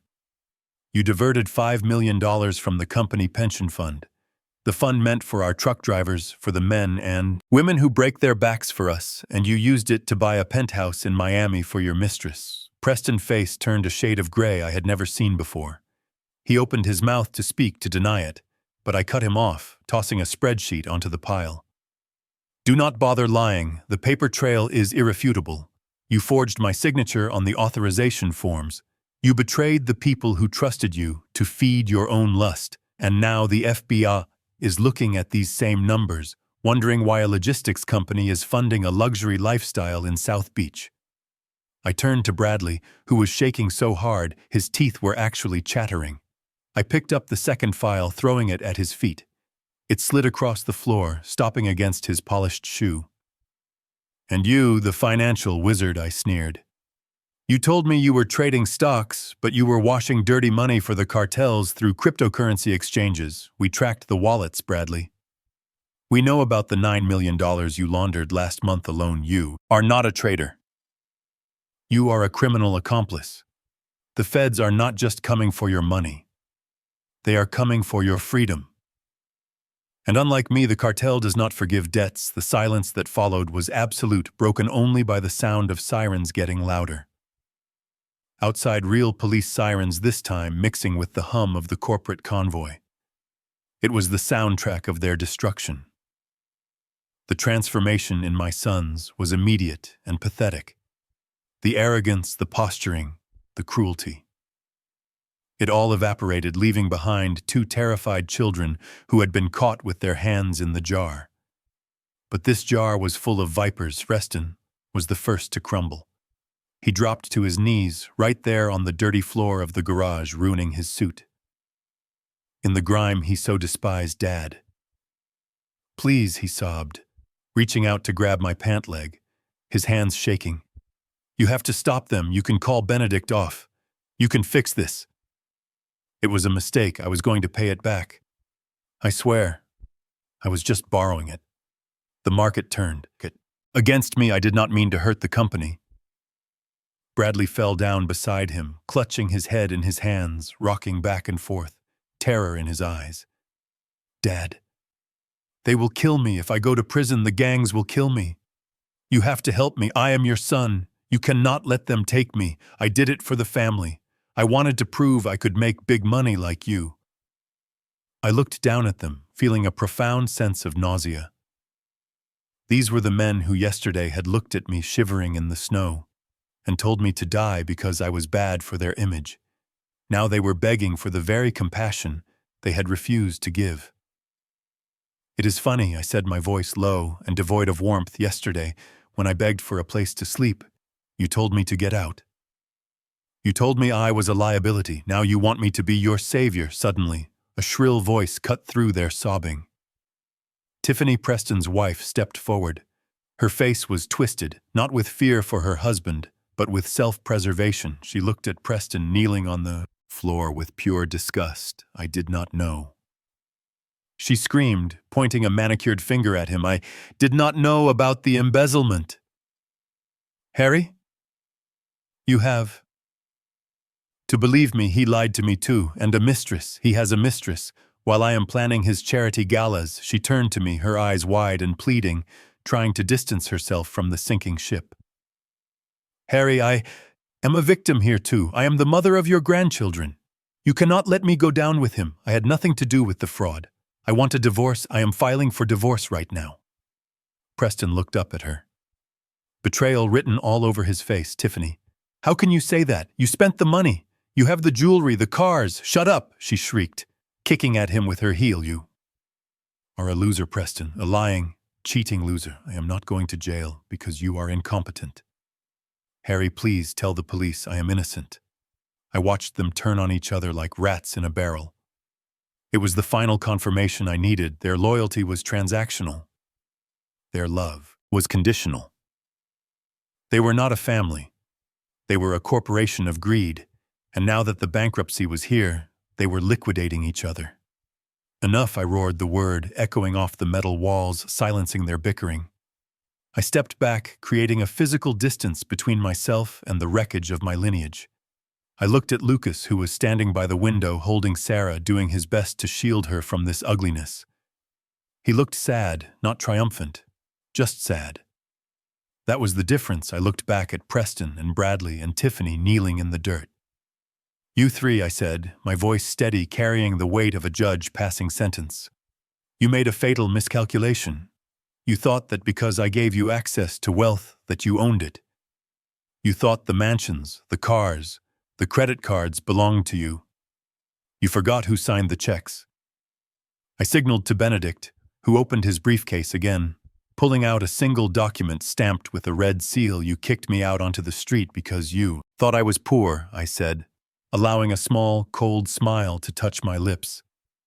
You thought I had lost control of my assets, but you forgot about the structure of the estate. Everything you have, every house you live in, every car you drive, every dollar in your trust accounts is held in a revocable living trust. Preston's eyes widened, the legal term hitting him like a physical blow. No. Dad. You cannot, I can. And I have, I continued. The trust stipulates that the beneficiaries must maintain a code of conduct, moral standing, and legal integrity by engaging in felony embezzlement and money laundering. You have violated every clause in the agreement. I took the document from Benedict and held it up. As of this morning at 9 a.m., I signed the revocation order. I have dissolved your trusts. I have repossessed the properties. The Lake Forest Mansion, Preston, belongs to the trust. The penthouse, Bradley, belongs to the trust. Even the jewelry you are wearing. Tiffany belongs to the trust. I leaned in close so they could see the fire in my eyes. You wanted me to know what it feels like to be homeless. Well, congratulations. As of this moment, you are trespassing on my property. The clothes on your backs are the only things you own, and since you like the cold so much, you can experience it firsthand. The locks on your homes have already been changed. The security codes have been wiped. You have nothing. They stared at me in stunned silence, the magnitude of their loss crashing down on them. They were not just going to jail. They were going to jail as paupers. They had lost the safety net. They had abused for 40 years. I turned to the tactical team. "Escort them out," I said, dismissing them as if they were strangers waiting for a meeting. "The police are waiting downstairs. Hand them over to the FBI. And make sure they do not take anything that belongs to me." As the security guards hauled them to their feet, weeping and screaming excuses, I felt a part of me die. The part that was a father to them, but another part of me, the part that demanded justice, felt a clean, cold relief I had cut out the cancer. It hurt, but it was necessary to save the body. I watched them being dragged down the stairs, the same stairs they had stormed up only minutes before, thinking they were kings. I listened until their wails faded, replaced by the Miranda rights being read by the officers outside.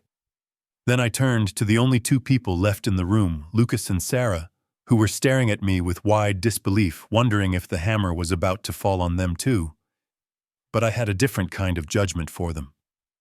The garage fell into a sudden, heavy silence, broken only by the rhythmic flashing of red and blue lights bouncing off the peeling paint of the walls. The FBI agents moved with a clinical efficiency that was terrifying to watch. They didn't shout. They didn't run. They simply boxed my sons in, leaving them no room to escape, physically or legally. Preston was still weeping, a broken man who had realized too late that money was not a shield against consequences. Bradley was hyperventilating, his eyes darting around as the handcuffs clicked onto his wrists, the metal sound echoing like a gunshot. In the small room, I watched them go, and I felt a strange hollowness in my chest. It was not regret exactly, because I knew this had to happen, but it was a deep mourning for the potential they had wasted. I watched the officers guide them down the stairs, the same stairs they had stomped up with such arrogance only an hour ago. I listened to their footsteps fade away, followed by the slamming of heavy car doors and the screech of tires as the convoy pulled away, taking the toxicity out of my life and out of this building. Tiffany had tried to follow them, screaming about her rights and her innocence, but an agent had blocked her path, handing her a subpoena. Instead, telling her not to leave the state, she collapsed onto the floor, sobbing. Not for her husband, but for her social standing. Realizing that her life of galas and country clubs was over finally, she gathered herself and ran out into the snow, escaping the scene of her humiliation, leaving us alone in the wreckage of the apartment. The quiet that followed was profound.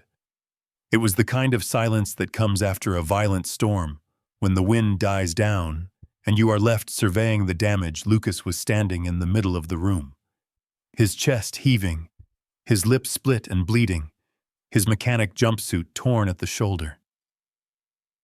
Sarah was still in the corner, clutching her belly, her eyes wide with shock and confusion.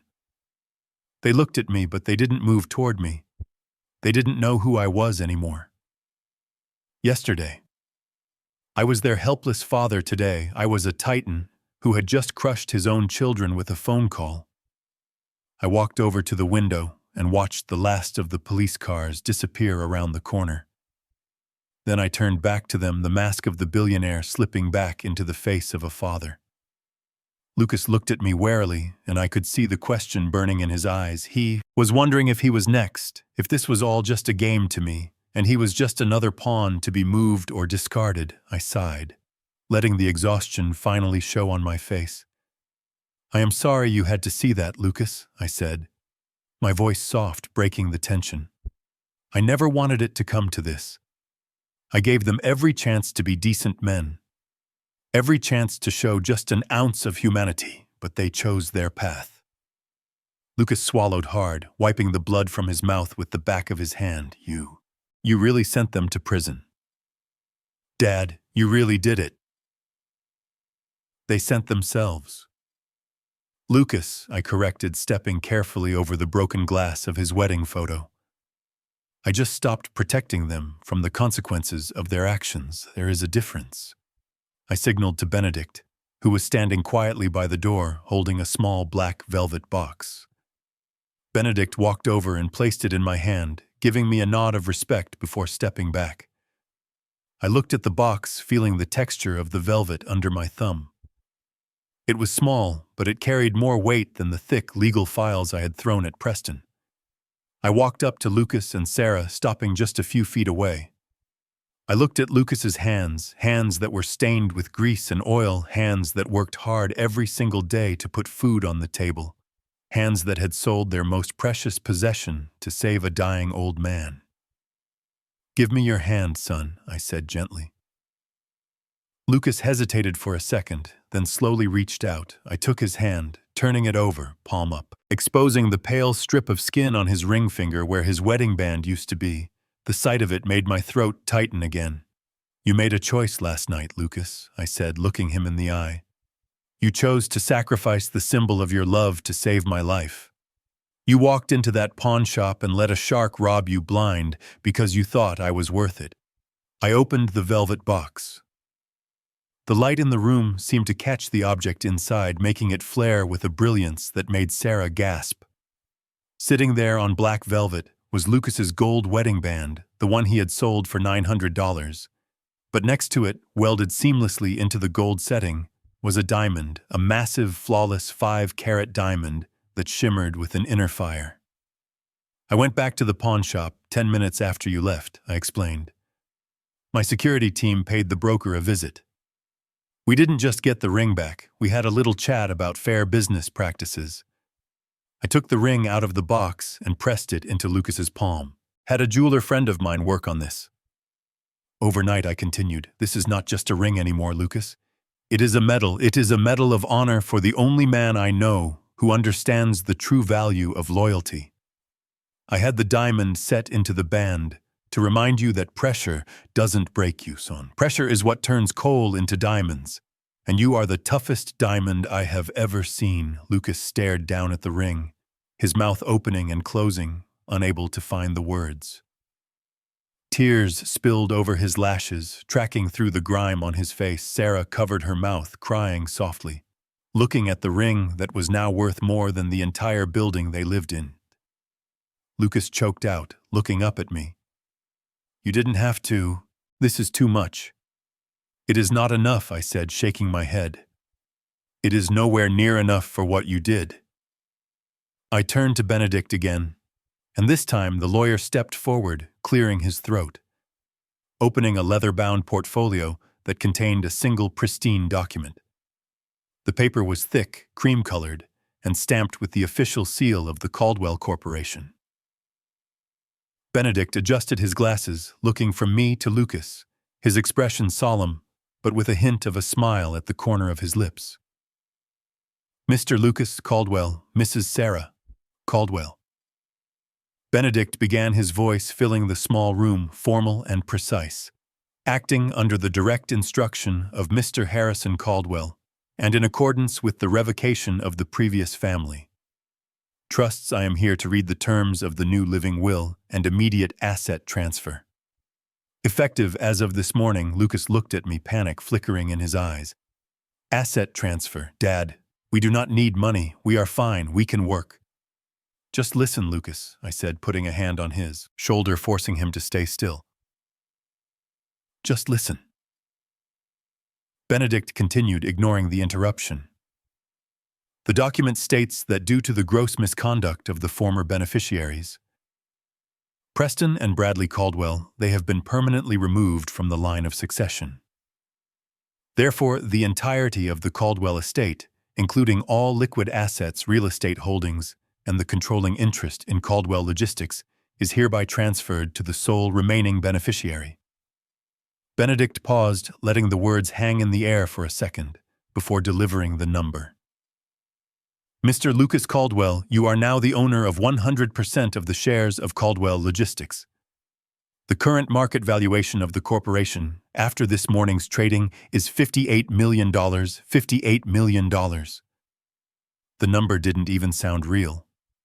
It sounded like a number from a movie or a dream. Sarah let out a small squeak, her legs giving out as she sat down hard on the sofa.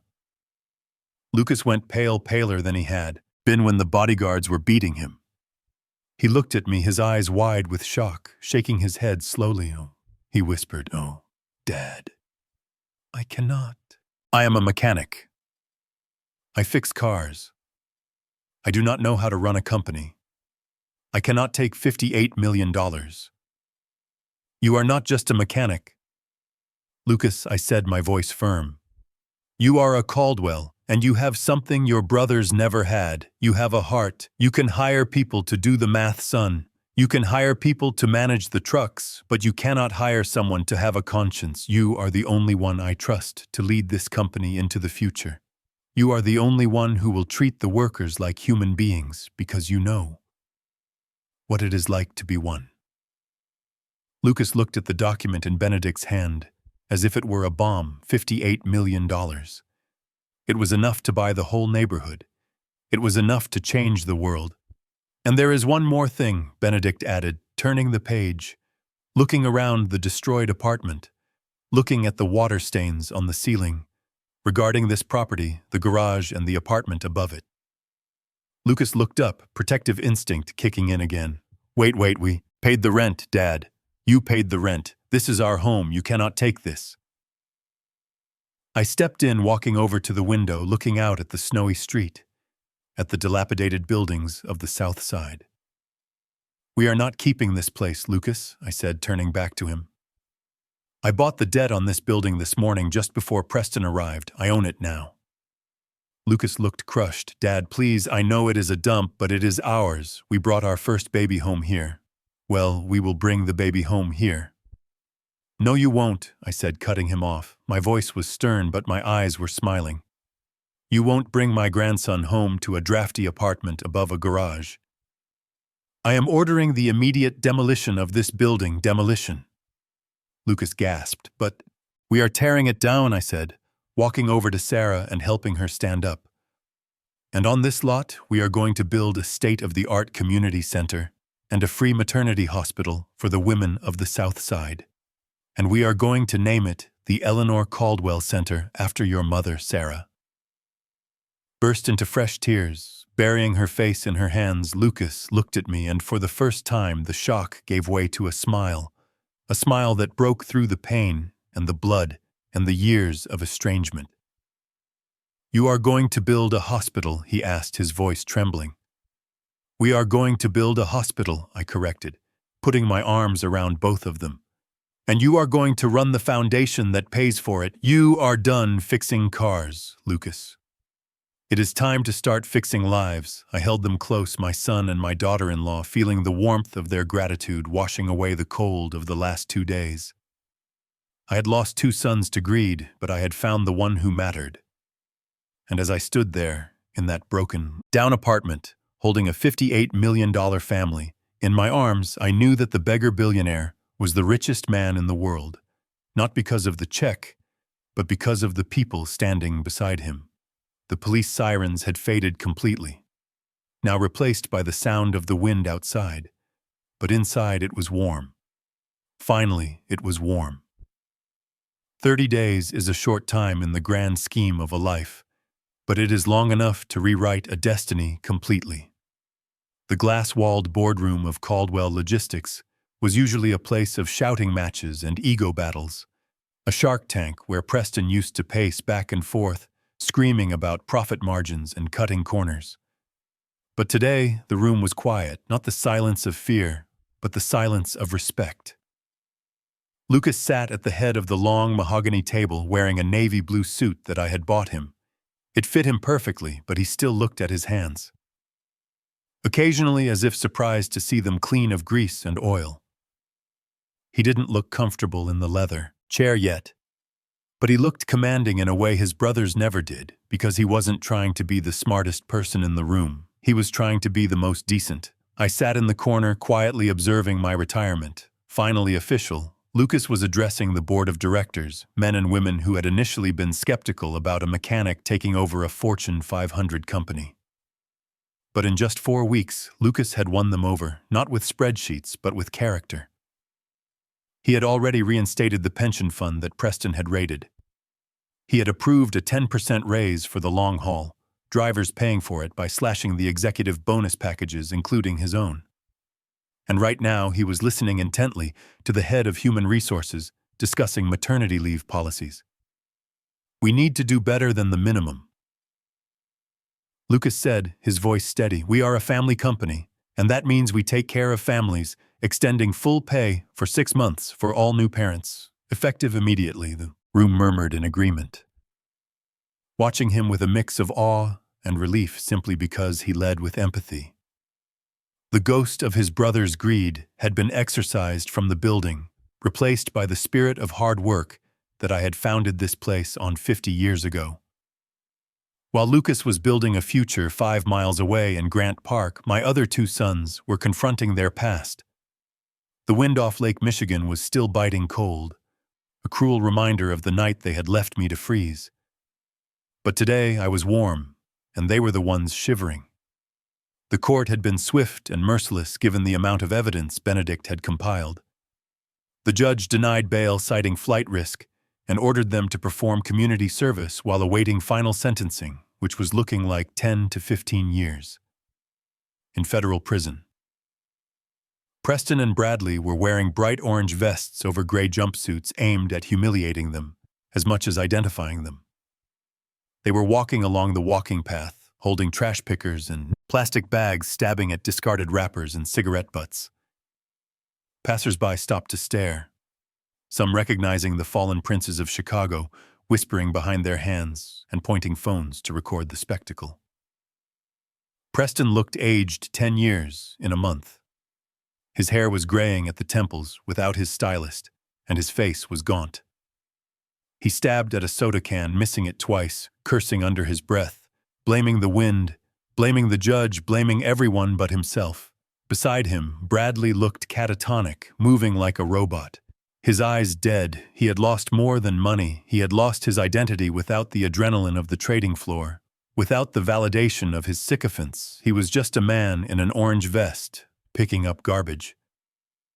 "This is ridiculous," Preston muttered loud enough for the supervising officer to glare at him. "I am a CEO. I should be in a boardroom, not cleaning up after tourists. It is a mistake. My lawyers will fix this." Bradley stopped looking at his brother with a sudden flash of the old anger. "It is not a mistake." Preston. "We are here because of you. Because you had to steal from the pension. Because you had to treat Dad like an animal." "Just shut up and pick up the trash." The officer blew a whistle, shouting at them to keep moving, calling them by their inmate numbers instead of their names. Losing their names was the first step of their punishment. And as I watched the footage later on the news, I felt a pang of sadness, but no regret. They were learning the lesson. I should have taught them when they were 6 years old that actions have consequences, and that dignity is earned through labor, not inherited through blood. But my mind did not dwell on them for long. I had better things to focus on. I was sitting in the garden of the new estate. I had bought a smaller place closer to the city and closer to the site where the Eleanor Caldwell Center was breaking ground. The daffodils were just starting to push through the soil, signaling the arrival of spring and the end of the long, dark winter. In my arms, wrapped in a soft blue blanket, was the newest heir to the Caldwell legacy. Lucas and Sarah had named him Harry, not Harrison, just Harry, honoring me, but giving him his own identity. He was only 2 weeks old, a tiny bundle of warmth and innocence sleeping soundly against my chest, unaware of the storm his family had just weathered. I looked down at his small face, tracing the curve of his cheek with my thumb. This was it. This was the true wealth I had spent 50 years chasing, the wrong things. Thinking that legacy was about buildings with my name on them or trucks rolling down the highway. But looking at this child, I realized that legacy is what you leave in the hearts of the people you raise. It is the values you instill, not the valuables you bequeath. Lucas walked out onto the patio, loosening his tie, looking tired but happy. He sat down next to me, watching his son sleep. "He looks peaceful," Lucas said softly.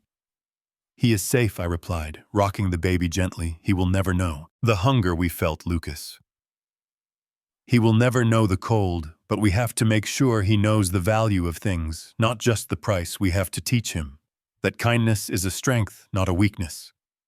Lucas nodded, leaning back, closing his eyes. "I am trying, Dad. The company. It is a lot. But the guys, the mechanics, the drivers, they are looking at me differently now. They trust me because you are one of them, I said. You always were. That is why you are going to be a better CEO than I ever was. I built the empire with iron. You are going to sustain it with heart. The moment was perfect, a tableau of redemption and peace, 3 generations of Caldwell men sitting in the sun. The cycle of trauma broken by the courage of one mechanic who sold his wedding ring. Then the phone on the glass table buzzed. It was my personal cell, the number only family knew. I glanced at the screen and saw the caller ID. It was a collect call from the Cook County Correctional Facility. Lucas opened his eyes, seeing the screen. He tensed up, the peace shattering instantly. "It is them," he said quietly. "Do you want me to decline it?" I looked at the phone, watching it vibrate, dancing across the glass. I thought about Preston in his orange vest, shivering in the park. I thought about the years of manipulation, the lies, the sheer cruelty of that night at the Drake Hotel. And then I looked at baby Harry sleeping in my arms. "No," I said, picking up the phone. I pressed the accept button and put it on speaker, setting it back down. There was a crackle of static, and then Preston's voice filled the air, frantic and desperate. "Dad! Dad, are you there? Thank God. Look, you have to help us. It is freezing out here. The work detail is inhumane, and the lawyer says they are going to transfer us to maximum security pending the trial, Dad.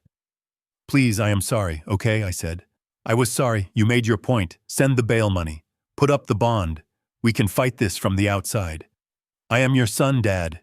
You cannot let me rot in here." I listened to his voice, expecting to feel anger, expecting to feel that old pull of parental guilt. But I felt nothing. It was like listening to a telemarketer or a stranger on the bus. The cord had been cut, not by me, but by him on the night he poured wine on my chest and threw me into the snow.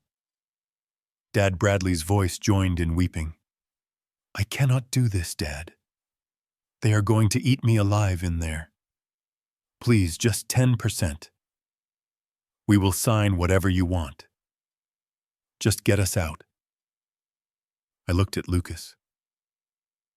He was watching me, waiting to see if the old man would crumble, waiting to see if blood really was thicker than water. I took a deep breath, inhaling the scent of the spring flowers and the new baby. "Preston Bradley," I said, my voice calm and final. "Yes, Dad. We are here, we are listening," Preston said, hope rising in his voice. "I am looking at my grandson right now," I said, looking down at little Harry. "I am looking at the future, and I promised him that I would never let toxicity back into his life, Dad."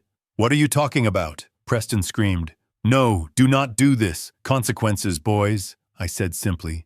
"You wanted my money. You didn't want me. You threw me away when I had nothing. Well, now I have everything, and I am choosing to share it with the people who stayed. Dad!" "Wait," Bradley shouted. I reached for the red button on the screen. "Dad!" "Listen to me," Preston yelled, his voice cracking with panic. "Can you hear me? Can you hear me?" I looked at Lucas and smiled, a genuine smile that reached my eyes for the first time in years. "Lucas," I said softly, "do you hear anything?" Lucas looked at the phone where his brothers were screaming, and then he looked at me. He understood. He smiled back, shaking his head.